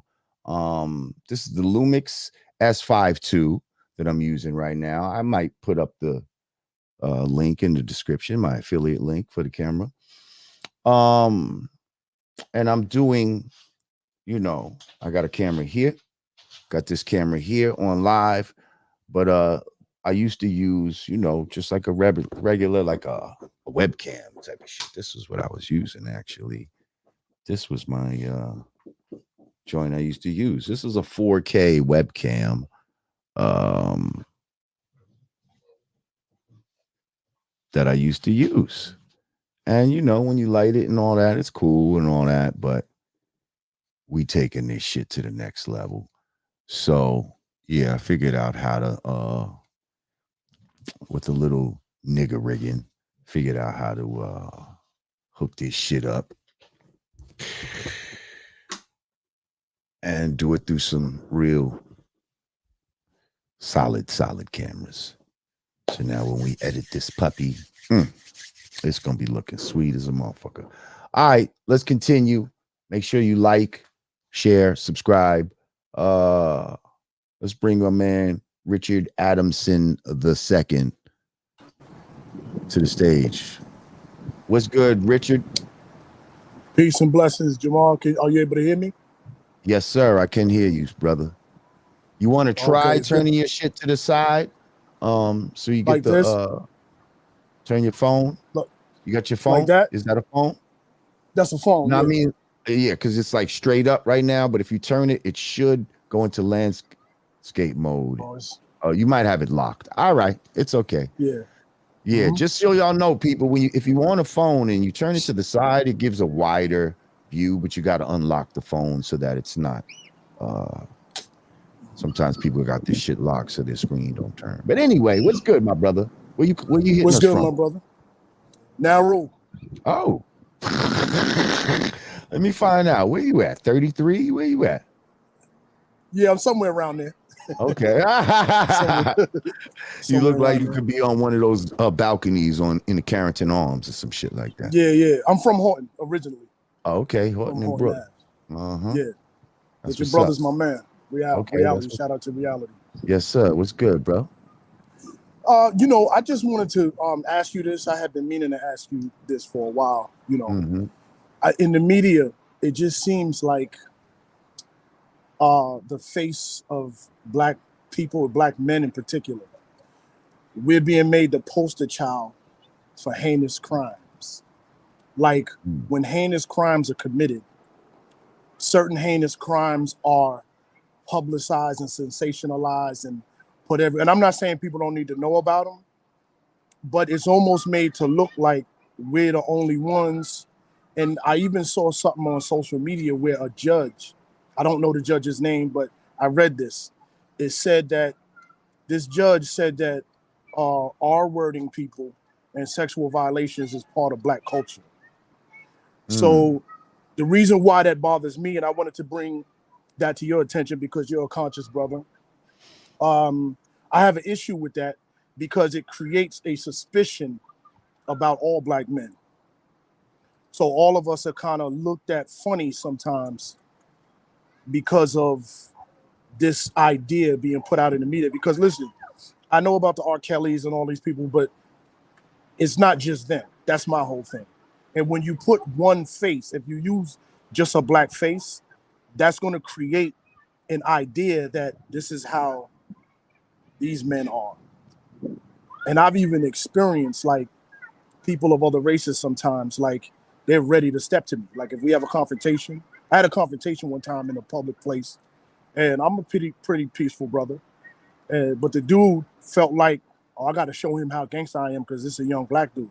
Even though I'm not as young as people think I am. I'm a couple of years away from 50. But I noticed that energy from what they're getting from the media. Like these dudes are animals, so you got to come at them hard. Does it make sense what I'm saying? Listen, this is not anything new, bro. Like they've been painting us this way for the longest time. You can go back to all kind of old minstrel cartoons and all type of shit where we just made to look like savages and some of the most heinous people on the planet Earth. And they've been trying to attach heinous crimes and all this type of shit to us as if this was part of our nature, as if that was part of our nature. And yeah, it doesn't surprise me at all. Like, that's just business as usual, bro. Absolutely. I just think it's intensifying. Well, the scriptures say there's nothing new under the sun. So you're absolutely right. There's nothing new. But I think now with social media and all this stuff, it's intensifying. Like I just see the book of Revelation coming true, that things are getting worse. It's nothing new. The devil always been active, but I just see it more intensified. Like that's why I'm glad that we have conscious people and some of the preachers out here doing well with podcasts like yours that's giving people the truth and not drinking the Kool-Aid, because I just see that and it's hard to deal with. It's because I got to teach my daughters. I'm raising 2 Black females. One of my daughters is grown, but it's like one of my daughters even said to me, she said, Daddy, I always see how Black people are portrayed on TV, but you're not like that. And I was like, well, that's what you see on TV is not real. Well, my man Truly Zambian, who's a moderator on his channel, shout out to him. He said, in response to this caller, the problem is that we black people don't control the media. We don't own any news channels, any TV channels, and or print media. So we're portrayed how the enemy chooses. Exactly. Exactly, Truly Zambian. And that's it, really. That sums it Yeah. up in a nutshell. How can you if you don't control what's being put out there, then really what's being put out there is gonna just be put out there until we get our own, until we do for self. Yeah, that's true. But it's just scary because that impacts us all. Like Right. because I do, like, I'm just saying, I'm giving you an example. Because I might be a criminal or whatever, which I'm not. I'm just giving an example. That doesn't make Lord Jamar one. But somebody might look at both of us and be like, "Oh, they're both black men." So and I've heard people talk like this. You know what I'm Right. saying? Like I hear stuff because my profession is human services, and I used to be a counselor in jails and different institutions, and I just heard people talk, and even even with my situation, like my pops is reformed, but he actually got shot by the police on Horton Avenue years ago, and he reformed his life, and I can see that some people still looked at me like because I'm his son, and they were like, I wonder if his son's gonna be like that, like he was. And my pops does a lot of good, but it's just crazy how people feel like, especially with us, if one does it, they all do it. And then the media portrays that. And they don't even really know the situation that would happen with him. Right. Well, so now you have to walk in a way where it's obvious that that's not who you are. Mm-hmm. You know what I mean? Like we got to Right. start to Yeah, for separate sure. ourselves from Mm-hmm. from the nigger shit, Right. and Yes. Yes. that's part of it too. You know. And you're right. Mm-hmm. You're right. And that's why I'm glad that I talked to you about this, because just what you said, it's harder for a black man to define himself, because we almost have to like fight for our own identity, because we're associated with everything, a lot of things negative. But when it comes to something positive, like you were saying about the hip hop, people want to take that like, oh no, everybody was involved with that. It wasn't just black people. But if it's something negative, it's like we wear. What other race do you see that's negatively portrayed the way we are? All our messes put on social media, all our stuff, you know. Yeah. I mean, nowhere. Right. Yeah. Oh shit. Okay. Well, I appreciate you, man, for allowing me to share that, and I appreciate your feedback. No doubt. Appreciate you, bro. Now Yeah. rule. God bless you. All day. Peace. All right. All right. So my memory card went out on this camera. Oh shit. And damn, my fucking fill light. Do I have another light I can use for the fill?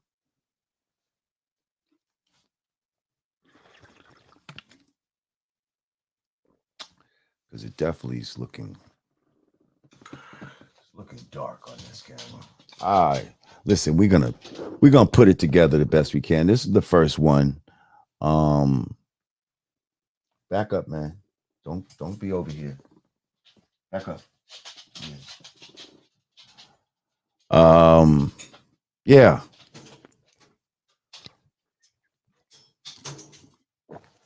We're gonna be back up. And yes, I see there is a little bit of delay using this OBS. We're gonna try to figure it all out.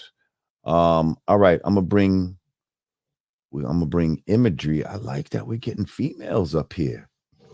Oh, and I see a another almost celebrity in his own right in this motherfucker.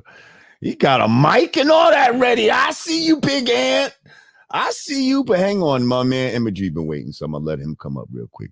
But yeah, we gonna kick it. Hang on, bro.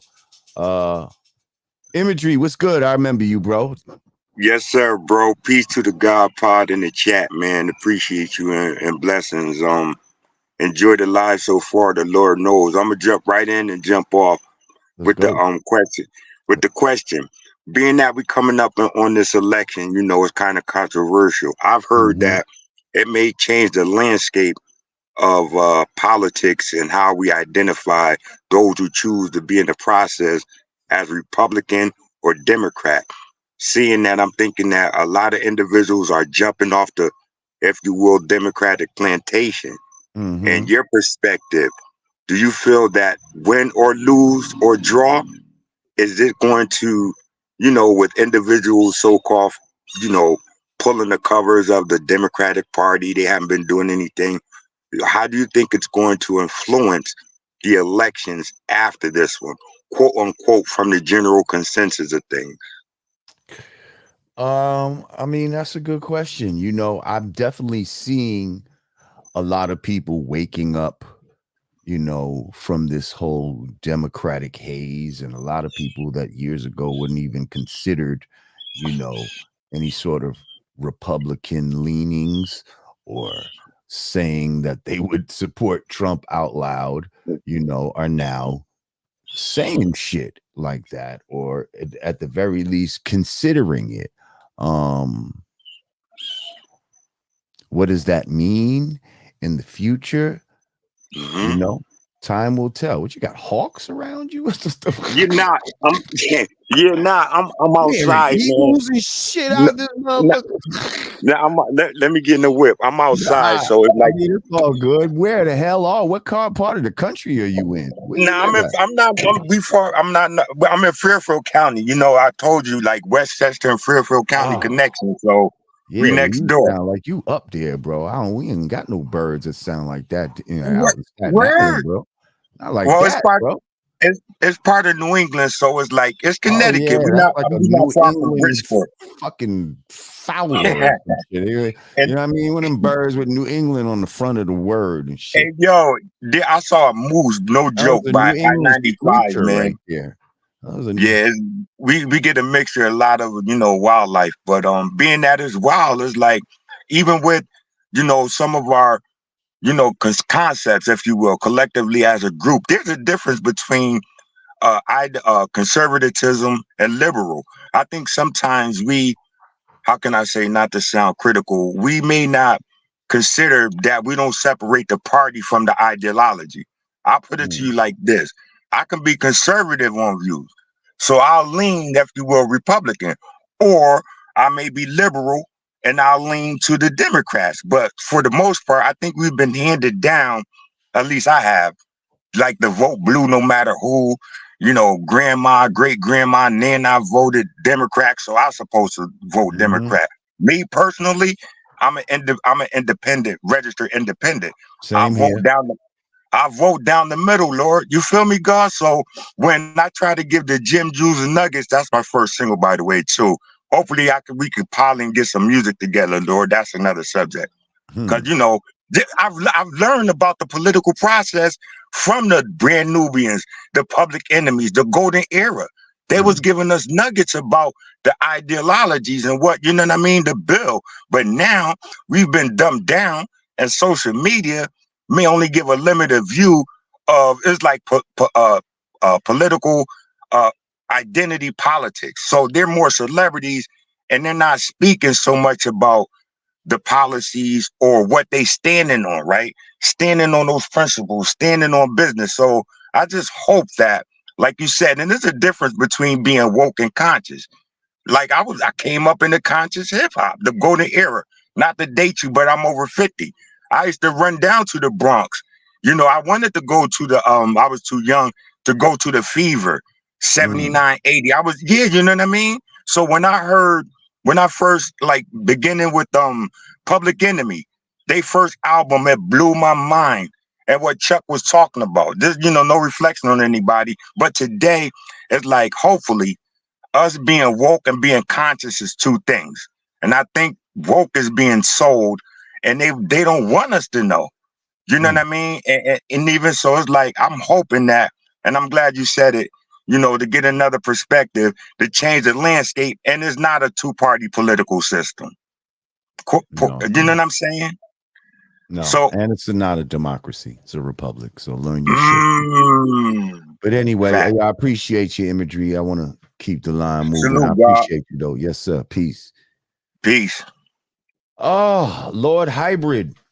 Thank you, my brother, for your super chat. He said, we never protest the bad imagery of blacks that the media portrays. We support it. Look at Sexy Red. She is a demoralized image of a black woman, and our people cannot get enough of her. If we protest that, other blacks will call us haters. You have a point there, my brother. You have a point. Thank you, Lord Hybrid. Always appreciate you. Man, shout out all my Godcast alums in this motherfucker. So Teacher Maria, we lost. I was about to bring you up, Teacher Maria, but we lost you. Okay, hang on. I'm gonna do Cha Cha Mystic because you looking in the screen like I could almost feel your fucking your rays coming at me and shit. Like I'm right here. You see me? I'm right here. Yeah, you need to call me. Okay, Cha Cha. All right. And then I'm gonna bring up my man Big Ann. All right. So Cha Cha Mystic, what's good? Peace, Queen. Uh-oh, there you go. Hey, y'all can hear me? Yeah, I hear you. How you? What's up, Lord? I'm great. How you? Yeah, peace to the room, peace to the room. Now, y'all, shout out to everybody who, came up there. I'm still tripping about Shorty with the 4 locos. Oh, yeah, but how about the homegirl got stabbed up 20 times by her husband she's still with? That's crazy. That's crazy. Like, we gotta be careful with domestic violence out here. And like, I think that's like a mental illness where people get obsessive and possessive and feel like they have dominion over you to the point where they'll try to kill you. That's crazy. Yeah. But I want to talk about the politics. I want to. First, where are you from? No, where you from? Where you from? I'm from Harlem, Spanish Harlem, New York in the building all day. You know what I'm saying? The real city. Yes, I'm the Empress of Spanish Harlem. So that's what it is. Shout out to my people at Metro North. I used to be by Metro North. You know Metro North. Oh, I'm around Metro North. I'm definitely, I grew up there. Shout out to PS50. Shout out to East River. Shout out to Wilson, Washington, Carver, Wagner, Johnson, Jefferson, the whole East Side. The whole East Side, stand all the way up, y'all. Stand up. So what you got for us, Cha Cha? All right, so here's to the people who just woke up. You know what I'm saying? I think a lot of people are gravitating towards the Republican Party. Yes, under Trump, but he's not really a Republican thinker. And the worst thing we ever could be was a liberal. And Malcolm X said it more than to you. It's like people hate what's happening, but you giving these people the Vaseline to fuck you over. You bending over willfully. To the shorty that came up before, this is why people talk about it. People get sick of these things. And when you worry about media, it's the old birth of a nation programming. These are the things that they have to do to put imagery in front of you. Influence is powerful, and if you're constantly seeing visualizations of yourself in these predicaments, not only are you not going to trust your brother, but you're going to look at yourself weird and pick up some of these habits and feel like this is the way you have to be in order to get by in this world. So you becoming the very stereotype that we claim we hate so much. We talk about these things, or at least the conscious people do regularly, because this, it's like Bob Marley said, the devil don't take no days off doing wrong shit. Media don't take no days off programming you between commercials, social media, which is also run by them. All those don't take no days off. They constantly force feeding you your own thoughts. A lot of people moving around here really not, the things that you second guess is your real voice. You too busy moving around based off of that social engineering, social programming shit. So I feel like the conscious community, or those who do speak up, shouldn't take days off doing it either. It gives it that certain type of balance, so more people can wake up and get up out of the matrix. But back to Trump in our land with the whole liberal and Republican and all that other stuff. He's not a politician. You have to get in where you fit in, and we all get mad at him for doing certain things like the taxes and stuff. But if you had the opportunity, or if you knew the information, you would do it too. How many times you read off some shit? How many times you done sold your kids so people could claim them on their taxes and shit like that? Everybody looking for a way. So if you able to do that legally, if you're able to go to a realtor and get the best deal of the house, that's business, the best deal possible. The whole United States is a whole contract.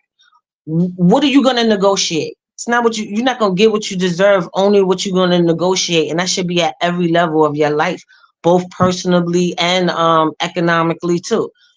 What are you setting up for yourself? And if we have a figure in there that not only exposing, use his terminology both then and now to expose people, why wouldn't you have that? I'd rather know my enemy and him being up front, and we have a certain level of camaraderie, than to be with somebody and I'm just handing them the Vaseline.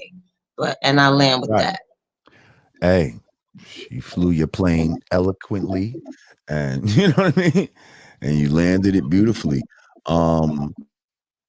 Yeah, all I could say is, America is a business. This is a corporation. Whether you like it or not, this motherfucker Trump is a good businessman. Like, he knows how to run some shit. I don't think Indy and Kamala could even run a Dunkin' Donuts or a motherfucking 7-Eleven. And her people's known for running them type of shits, but I don't even think she's qualified to do that. The fuck has she run before? What are her policies? Like, please. She ain't got no policy, but with her, she's more diplomatic. She's going to be able to talk to the world leaders, but everybody complains about blood diamonds. Everybody complains about how wrong they did Gaddafi and all of that. Everybody complains about these situations that's going on in the Congo, but you're electing someone who is able further to negotiate those blood diamonds, those polio vaccines being put out there, those things. So it's like, war. Like during Trump's first presidency, everybody, we're going to go into World War III if he get a second term. But during Biden's Harris administration, we pay for Ukraine and Palestine. But then we pray for Gaza. Which one is it? Are you praying for Gaza and mad about the atrocities that's happening over there? Are you mad about the Congo? Are you mad about what's happening in South Africa? Or are you going to continue with the program? You got to pick or choose. I'm sorry. I ain't fucking with her. But thank you, Cha-Cha Mystic. I appreciate you. Peace, Queen. Make sure y'all click that like button.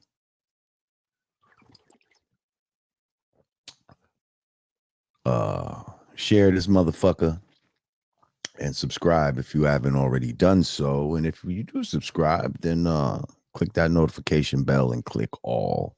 All right, right now I'm gonna bring my man from Houston to the motherfucking stage. Yeah, I seen this man came on my radar a little while, some years ago. I don't think he liked me at first, but I think he fuck with me now and shit. So let's bring my man Big Ant from motherfucking Houston. He got his own fucking show. And he's his own fucking influencer in his own right. What's good, Big Ant? What's the deal, man? I don't know if the audio clear. Is it It's super clear, man. You sounding mad Houston in this motherfucker. You got that epitome of a Houston nigga voice, bro, for real. Yeah, man, my bad, y'all. My streaming room only set up for nighttime, man. So it's we ain't got no shade. It's the sun here there, but it's all good, man. How you, my brother? Nah, I'm good. I heard you say, man, I ain't like you at first. I'm gonna come on here and say it. I did jump out the window on my boy Lord Jamar about 4 years ago, man. I most definitely did. We only got to bring that situation of why up. That's old news, but I will come on here and say I went overboard with it. I should have contacted bro first, but I got in my emotional bag and jumped out there on It's him because all it's right, my brother. it's all good. So I apologize to Lord Jamar, man, the man right here. I should have hit him direct first. I didn't have enough really probably to get in contact with him at that time. I probably ain't have enough of a for him to be able to even see it. So all I knew was go right to the internet, but it's all good. Shout out to Lord Jamar. I jumped out there on him for sure. But now I really just seen what you was doing, and I want to come on here in real time, man, and just tell you I appreciate what you're doing for the culture. Just making sure our narrative is factual as a people. Our history is factual as a people, man, and that take a lot. That take a lot to step on toes, man, and go against the grain and what they trying to push. And you ruffling feathers, people that you may have been cool with or people that you are cool with still to this day, knowing that you making them feel a way about, nah, that ain't right. That ain't the truth. So I want to let you know, as a brother from the South, like you say, I'm from H-Town, you being willing to jump out there and speak the truth of hip-hop history, Black American history, and just the cultural history, because that right there make people stop rocking with you or maybe close some doors. And you being fearless in that, I want to make sure I came on here and gave you your flowers of standing on your sword, man, because as even the lady that was just on there said, man, and I like to make sure our people in our community understand how important it is for us to have our own media. Of course, we're going to have the bad apples. Of course, I'm going to do things that y'all might not agree with. I'm going to have opinions y'all might not agree with or talk about things that probably shouldn't be covered. But at the same time, we need things to control our own narrative. Media is the most powerful weapon in the world. There's nothing to debate about that. That is not an opinion. That media is the most powerful weapon in the world. Controls your thoughts, your minds, how people interact in society. And we have media now through YouTube, through these streaming platforms. Lord Jamar has documented real media and real history from the culture where people from later on can go back and see, okay, now this is what was going on. We don't have to believe what they saying right now 60 years down the line. It's people who was really legendary rap groups, legendary rap artists telling the real story. So I ain't mean to come on here and be long-winded. I just want to give you your flowers on that, man. Nah, I appreciate the acknowledgement, bro. And everything you saying is spot on, man. And it needs to be heard, bro. And I thank you, bro. Yeah, nah, keep pushing that message out there. The real narrative is the truth, man. We not sugarcoating nothing. I don't want to mess up the show and get it going somewhere else, but I just want to, I want to just we come talking in about and acknowledge whatever that, today, man. bro. We We talking controlling about our whatever. own narrative. Prime example right now, people talk about the election. I already knew what it was when I would hear things. When I would hear things about like just seeing celebrities taking sides in these political campaigns, I already knew it was incentives behind. I already knew that our athletes, our actors, and our just people that we seen as being successful are not our leaders. They are not our speakers and they're not our role models just because they got money or talent. I've been knowing that. You get older and you become an adult, you realize that. But now people can go look through media, through documentation of Malcolm X saying this same thing back in the day. Malcolm X been dead 59 years. So if y'all had a doubt about it, there y'all go. Go check it out, man. Listen to what Lord Jamar is saying. I know y'all might see, well, he ain't on the Hollywood red carpet and things. Nah, bro, focus on the message and not the messenger, man. So support Lord Jamar. If you watch Urban Politicians TV, make sure you tapped into what Lord Jamar saying and got going on right now. And you tell my people what's your platform? So what? What's your platform? Let my people know. Urban Politicians TV. Okay. Yeah. We got to do something too, man. I got to get with you. We gonna make it work. I got to send you something too on the gram. I want to send you something, but keep doing your thing, man. Keep going up. Hey, I fucks with you. I love what you've been doing. And I'm definitely a fan of what you do. So keep that shit up as well, bro. For sure. 100. Yes, sir. All right. Peace. All right. All right, y'all. We rocking and rolling. Damn, we got quite a few people online right now and shit. Let me get my boy. First of all, I like the fact that he had a mic. The fucking sound was great and all of that. That was some cool shit. So I see another guy with a mic right now. Let's bring my man Trap the Dawn. We're gonna bring Trap the Dawn up here. Trap the Dawn, what's good? Salute, Lord. Can you hear me? Yes, sir. Crystal clear. Yes, sir. Appreciate you for bringing me on. Longtime supporter of the Godcast, now the God Pod. Yes, sir. Yes, sir. Appreciate you.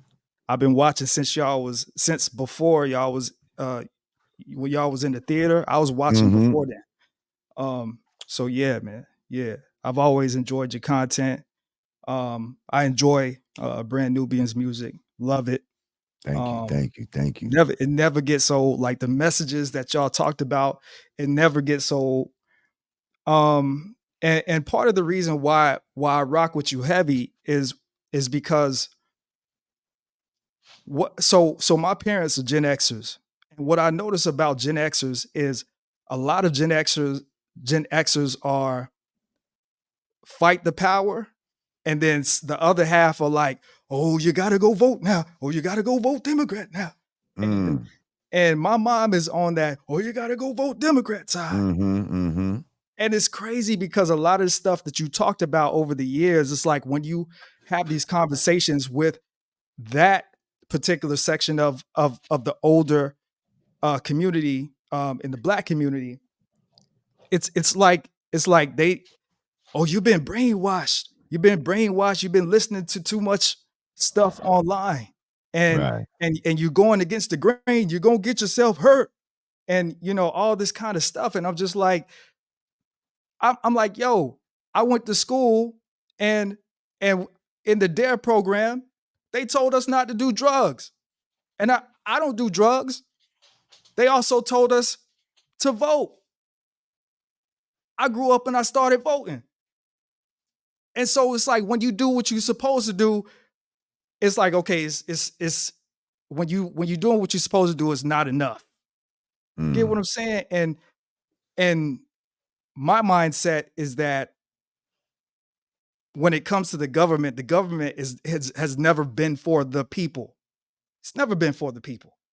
We, the people, are supposed to put the ones that we want to run this country in office.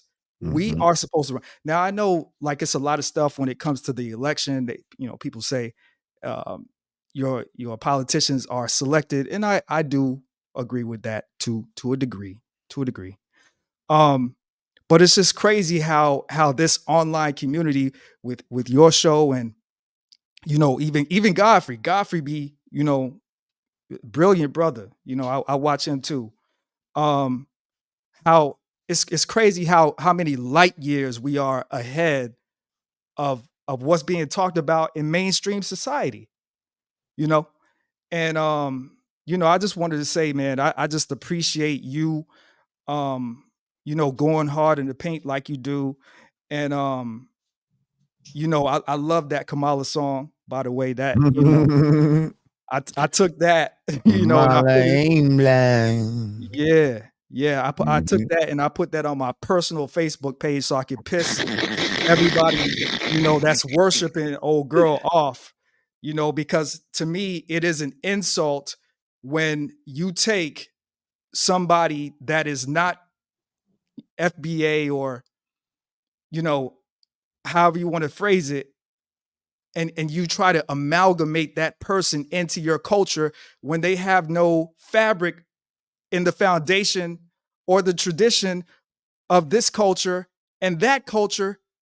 How they treat their own culture is horrendous, horrible. And people don't realize that there are a lot of darker skinned Indians that look just like FBAs, and when you go over there, it's kind of like they got their own little racism. Yeah, they get shitted on. Oh, the class system over there is retarded. And the class system is based on skin color and all of that type of shit. And yeah.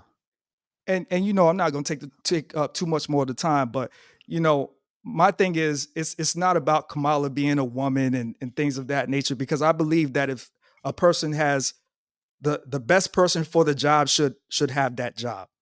In my personal opinion, it's just not old girl, and to me, there's no better person. To me, it's not any woman. Let's keep it real. Like, because here's what you can never forget. Mm-hmm. The president of the United States is not only the chief financial officer, but they are the commander in chief of the military. What fucking fight have you ever gone into where the woman was fucking leading y'all into battle? Please name one. No. Like, you ever had some shit where you seen a bunch of, we about to fight these dudes across town, and it was a girl leading the charge? Get the fuck out of here. We protect the women. We don't fucking have women acting like they're the fucking, you see, this is how fucked up the world is. But y'all want to do some historical shit. Y'all want to be the first this and the first that. She's the first woman and the first. Get the fuck, what does being first mean? Well, how is being first helping you? Right. It's not. Right. Like, I don't want this broad leading me into battle, giggling all the fucking way into battle, or crying if she's, she got fucking hot flashes that day or some shit. I don't know what's wrong with her. Like, I know I ain't following no woman into battle. I'm not doing it. I don't give a fuck. I'm not doing it. So I just want to share this one story real quickly since you said that. So I live in Arizona. So I'm, from the East, but I've been living back and forth between the East and the West my whole life because my pops, he been living out here since the 90s. So I've been, back and forth. So one time, me and my daughter's mother, when we were together, we took the kids to the Grand Canyon. You can't live in Arizona or come to Arizona and not see the Grand Canyon. You got to. You got to. So we go to the Grand Canyon, and I've always paid attention to roads, north, south, east, west. That's always been my thing. Growing up in the South, you in the woods, you got to know your direction. Mm-hmm. So we're walking through the Grand Canyon all day. The sun is starting to set. For those who never been to the Grand Canyon at night, don't go because you will get lost, and it's a high probability you could step off a cliff. Whoa. So anyway, so I'm telling my daughter's mother, I'm like, all right, it's time for us to go. The sun is starting to set. We need to go this way. She decides that she wanted to take control of the situation and says, no, we need to go the other way. So I said, okay, I'm not going to fight with you in front of the girls. No. 45 minutes later, we're walking and I'm like, I don't see any lights or whatever. So I'm like, okay, we need to go the way I came. So we start walking the way that I suggested. And the last trolley that was leaving the Grand Canyon was driving by. And that person was like, yo, you need a lift? Y'all need a lift? Because we the last trolley. So it was at that point that I learned a valuable lesson that, Never as a father. Exactly. Always take the lead. God damn it. Exactly. But I appreciate you, Lord. Thank you for bringing me on, man. And I'm going to be able to chat, and I'm going to always keep supporting. Thank you, Traptor Don. I appreciate you, bro. Yes, sir. I think is this imagery that was on before? You said peace and blessings to the God Pod and chat at Speak On It Godcast on Spotify. Okay. Appreciate you, bro. All right. In order, let's bring my man Corey Buckets. Corey Buckets, what's good, bro? My God, Lord Jamar, thank you for having me on, good brother. Peace. What's good with you? Where you at? I'm from South Jamaica, Queens, but I'm in Maryland right now. I got a daughter in high school who's an Olympic hopeful. Whoa, nice. I said, brown girls in a pool swimming, that we are in the serious minority of the minority. So like tops in the world in her age group. Wow, what's her name? Shout her out. Gabrielle Day. Y'all Gabrielle Day. Y'all look her up. The 2028 Olympics in our mom's home place of California. She's trying to make it. She's done well in the Junior Olympics and everything she's been doing thus far. So it's like she done broke so many records. Her first year, she goes to Bullis, which is the same school that Quentin Wilson goes to, the one that just was in the Olympics. They're in the same school. And I remember this was her first year, was last year, and she said, this is my friend Quentin. He's really good, and he came here and he has a New Balance endorsement, and I hope I'm like that one day. And just to see her around all of these kids that are so great, like they got all these amazing athletes from track to baseball to basketball to swimming. She's actually the captain of her swim team as a freshman last year, which is it's just amazing. So yeah, we're really proud of her. But yeah, definitely thank you for having me on, man. I actually have a podcast myself called Crush Mics that I do on YouTube on every Friday at 8 p.m. It comes on, and one of the topics I was talking about was one of my friends who's a DJ shared me this video saying that, with Alicia Keys saying, what does the DJ do? They don't do nothing. Like, what do they spin records? Like, they don't make nothing. Like, they don't do nothing. Like, what does the DJ do? And I said, are we this far gone in hip hop where somebody like Alicia Keys, that's from New York, that knows about the culture, husband is in the culture, would say something like that? How are we this far as a culture of hip hop? How have we gotten this far and now we're so far away from the roots of hip hop? Like, we don't respect the DJ no more. DJ? Yeah, that's the foundation, bro. That's the foundation. What does the DJ do? The DJ fucking orchestrates the party. The DJ fucking provides you with the mood. Like, you don't even subconsciously understand what's going on with the DJ's doing. The DJ saving your life. Last night a DJ saved my life. Like, it's, man, listen, the DJ is immeasurable. Like, there would be no hip hop without the DJ. It started with just the DJ playing breaks. There wasn't even no rapping over the fucking shit. That was a secondary that came afterwards.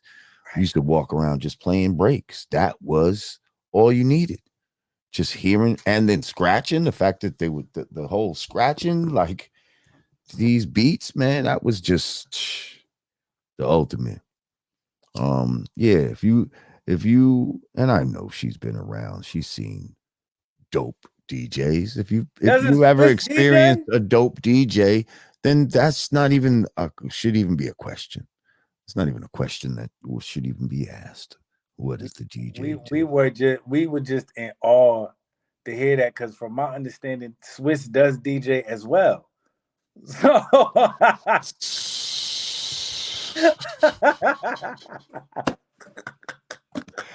that's funny. So it's like your man is a DJ. What are you trying to say? Wow, that's crazy. That's Yeah, funny. but we definitely appreciate and I will reiterate a lot of the sentiments that people that I heard before call. We definitely appreciate what you do because I think it becomes to me mundane with your artists that are current and past, just pretty much for lack of better term, sucking everybody off, making act like everything is right. Everybody's saying the correct thing, and nobody's offensive. Nobody is everybody's representing us correctly when they get in these positions to have their voices heard, knowing how important they are to the culture and our voices being heard. And I thank you so much for being the person that says, people say it's going against the grain, but I don't feel like it's going against the grain. I feel like you're speaking your mind. And I think more people should be like that. I'm the same way.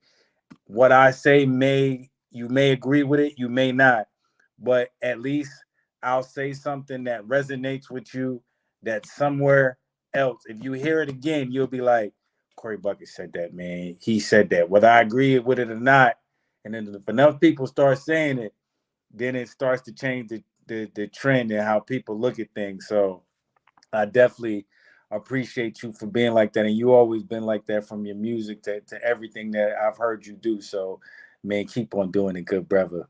Thank you, bro. I appreciate you, man. Yes, sir. Thank you for having me. Yes, sir. Brandon Brown said, "What pendit to Artie Stacks?" And I know he's trying to say what happened to Artie Stacks, but you know that it came out. Artie Stacks is around. He's cool. Matter of fact, he's got an assignment right now. He's got to up his equipment game. He's got to get some lights, cameras, and mics, and because we need the same level of quality on both ends. And yeah, he's about to order his stuff, and when he gets his shit, you'll see him again. Listen, my battery's gonna die soon, so I'm gonna hurry up now. I see a couple people still here, and we're gonna get them on, but I'm gonna have to wrap this up soon. I ain't know he's gonna be going this far. It was fucking almost 2.5 hours. Superstar Rel, I see you, kid. Let's get you up here, man. Yo, Peace. yo. What's good, my brother? What's up, Lord Jamar, man? Look, this is crazy. Technology got me talking to legends right now. This is cool. Where you at, my brother? I'm from Queens, but right now I'm in Bushwick. I'm about to go to the studio. Okay, that's what's up. Yo, first of all, I just want to salute you because one of my monikers is Lord of the Realm. So you, Lord Jamar, you obviously was carrying the Lord title way before, but you know, hopefully in the next few years you'll see that I've been carrying it well as well. But I just wanted to say one thing, man, about the whole Kamala and all of this shit. It's like we went through this already 4 years ago, man. Y'all was telling us we should wear face diapers and you know everybody should inject some weird substance into their arm. I was right then, and I got that same divine instinct in my chest, like, nah, I'm right now, bro. So y'all listen to who y'all want to. Let the media influence you. I'm listening to that voice inside, like Dick Gregory said, man. But other than that, good luck to y'all niggas. Thank you, man. Listen, I from the minute I seen this broad, I said, "Oh." Back when they made her vice president, I said, "Oh, I see what you're doing. You got a broad that looks like Obama. Like she literally looks like the female version of Obama if you really look at her. Like not too black, real fair skin. Yeah, all up, but she looks like Obama. Even like Obama, Kamala. Like, yeah, oh shit. Wow. bro, it's very Wow, even similar, phonetically, right? word. I see what you're saying. Phonetically, you Word. see? So now, and I noticed that the whole time during her fucking vice president, just like they've done during this campaign, they kept her out of sight. You didn't see her that 4 years. You didn't see her saying nothing. You know why? Because they didn't need her fucking up. They didn't need her putting her foot in her mouth. They knew she was gonna fucking, if we saw her, we was gonna be like, that cackling little giggling bitch. I'm not gonna fucking follow her. So they knew they was gonna put her up at some point. And I said this from the minute I saw her. I said they want her to be president at some point. And I thought that Homeboys was gonna die and she was gonna like they was gonna force her in that way, like, but he Oh, never through like died. a fake Joe Biden croaking word. I thought of that You too. Word. see, like if he died, then she would have automatically been the president. You see what I'm saying? Word. Matter of fact, if he dies tomorrow, she would She still automatically will. be Yeah, the word. president until the election. Yeah, it's real. It's real That's obvious, what man. I Like, always thought was it was kind of that's what I always thought was the plan. And then I see they put her in, and yes, go with your instincts, people.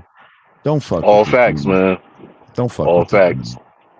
Don't let nobody scare you into thinking that we gonna go back into slavery or World War, all this other type of shit. If Trump was already president and you didn't go back into slavery, then don't let them scare you with plans of Project 2023 and all. Man, they already got their projects going on right now. The fucking Democrats got their projects. Have you ever seen that movie Divergent? I think so, yes. That's like the greatest dystopian film series since The Matrix. But one thing, like they kept them in these walls, and one day they finally broke out and was like, yo, there's a whole fucking deserted world out here. And they got us thinking that this is all we got right here. I think mentally that's what they do to a lot of us. They keep us confined within like a certain thinking. And Nas said it, man, beyond the walls of intelligence, man. So you gotta just peek over the fence like that nigga from Home Improvement and see they lying to you, man. They lying. Facts. But yeah, man, let me get off the phone so everybody can holler at you, man. No Peace, doubt. one love, Lord Jamar. Peace. Black Light. Are you still there, Black Light? This motherfucker probably fell asleep.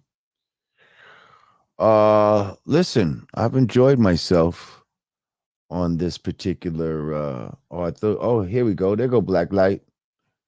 Let's bring Black Light up. He's gonna be the last guest of the night because I know my battery wants to go on me.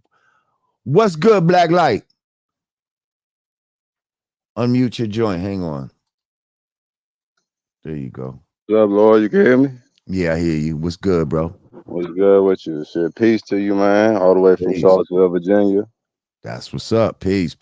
What's happening? Hey, and rest in peace to Fact Checker Rage, man. I be thinking about him every time when we listen to the shit, trying to get shit straight. I just be like, if Rage was here, all the shit would be in order.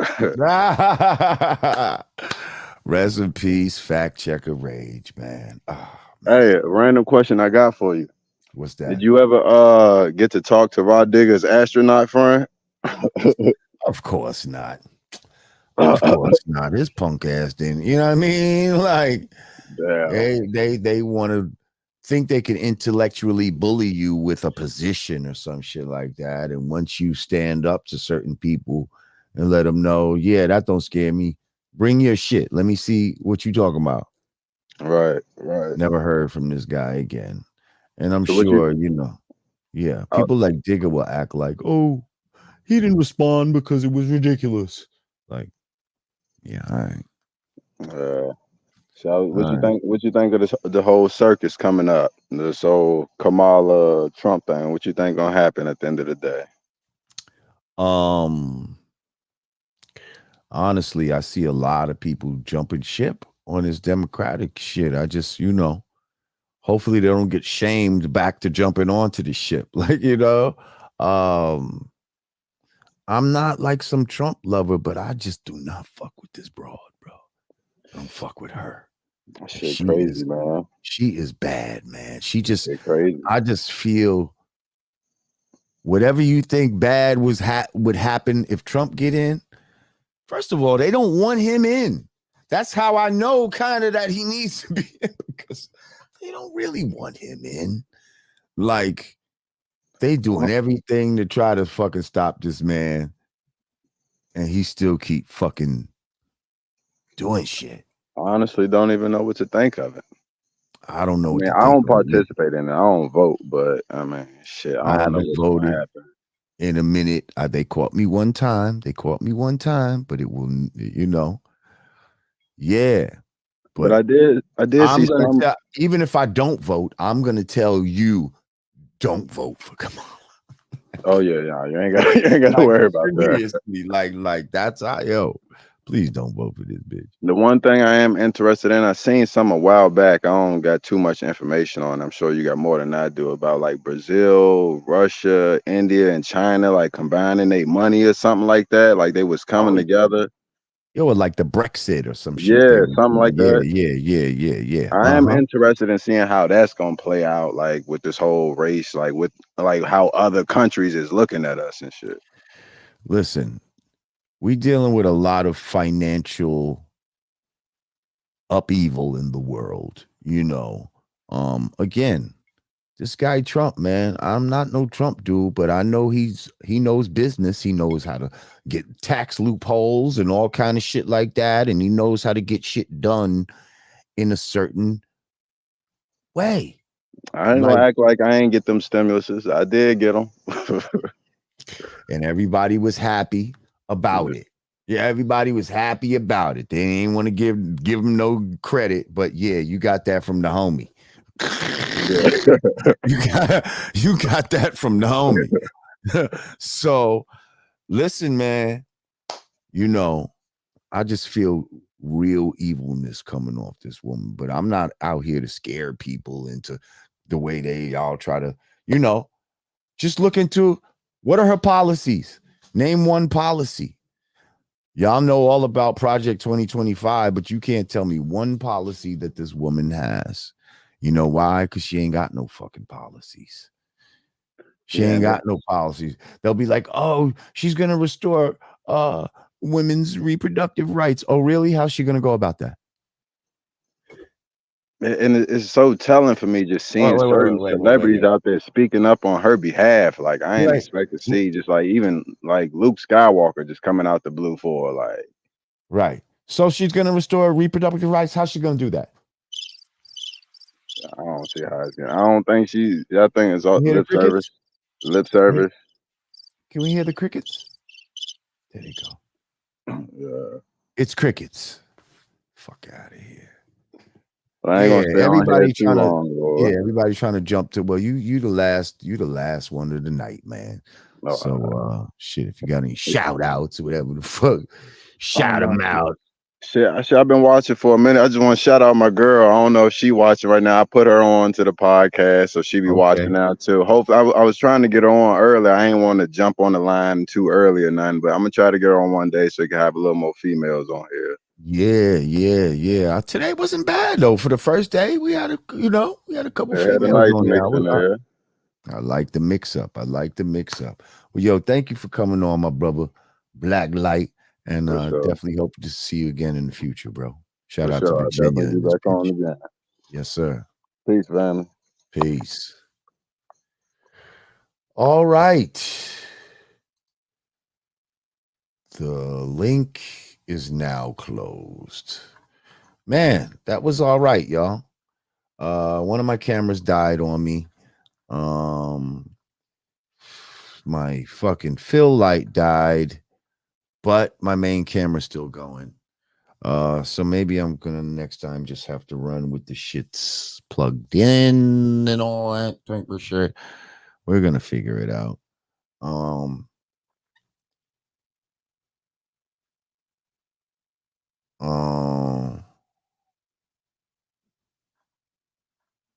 Yeah.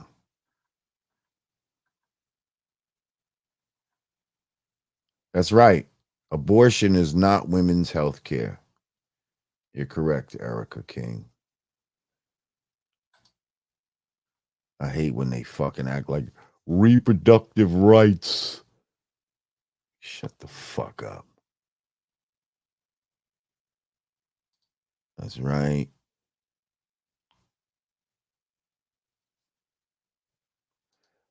You're right, truly Zambian. He said it bothers me hearing black people saying they got money during Trump's term. So on that basis, they're good with him. We have to stand for more than $1. It's genuinely embarrassing. Yeah, but I think that's one of the things they might fuck with him for. And maybe they're trying to say that he at least did something. This bitch ain't do a damn thing other than try to pretend she's black. And scare us into fucking with her. But listen, y'all. I love y'all for coming through. You know, we experimenting. We're gonna we put this together, see what this motherfucker look like, see what this puppy look like. And yeah, we're gonna do it like that. So once again, for the all new God Pod with Lord Jamar,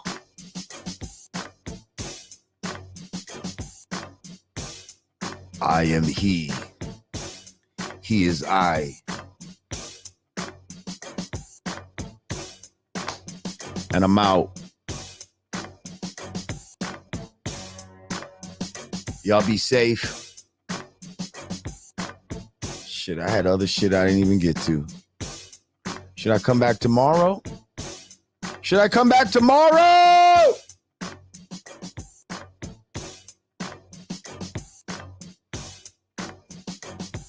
Yeah. Oh, it's midnight out there. Okay. Appreciate you, Zambian. As always, much love, my brother. Trap to Dawn, I see you.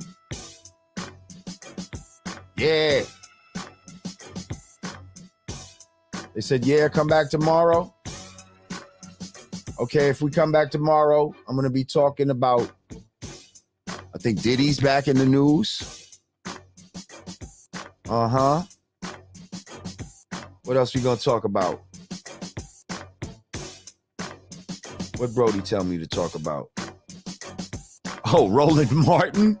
Did y'all see Roland Martin get caught? Oh, let's talk about that tomorrow.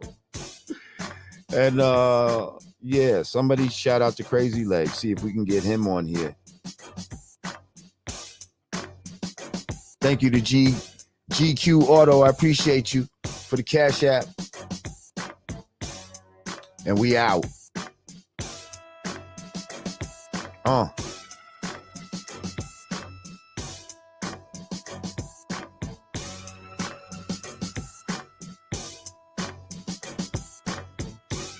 Same time. 4 p.m. Eastern. 4 p.m. Eastern. Yes, sir. Yes, sir. Oh, did Tony Yayo leave Vlad? Y'all give me the topics.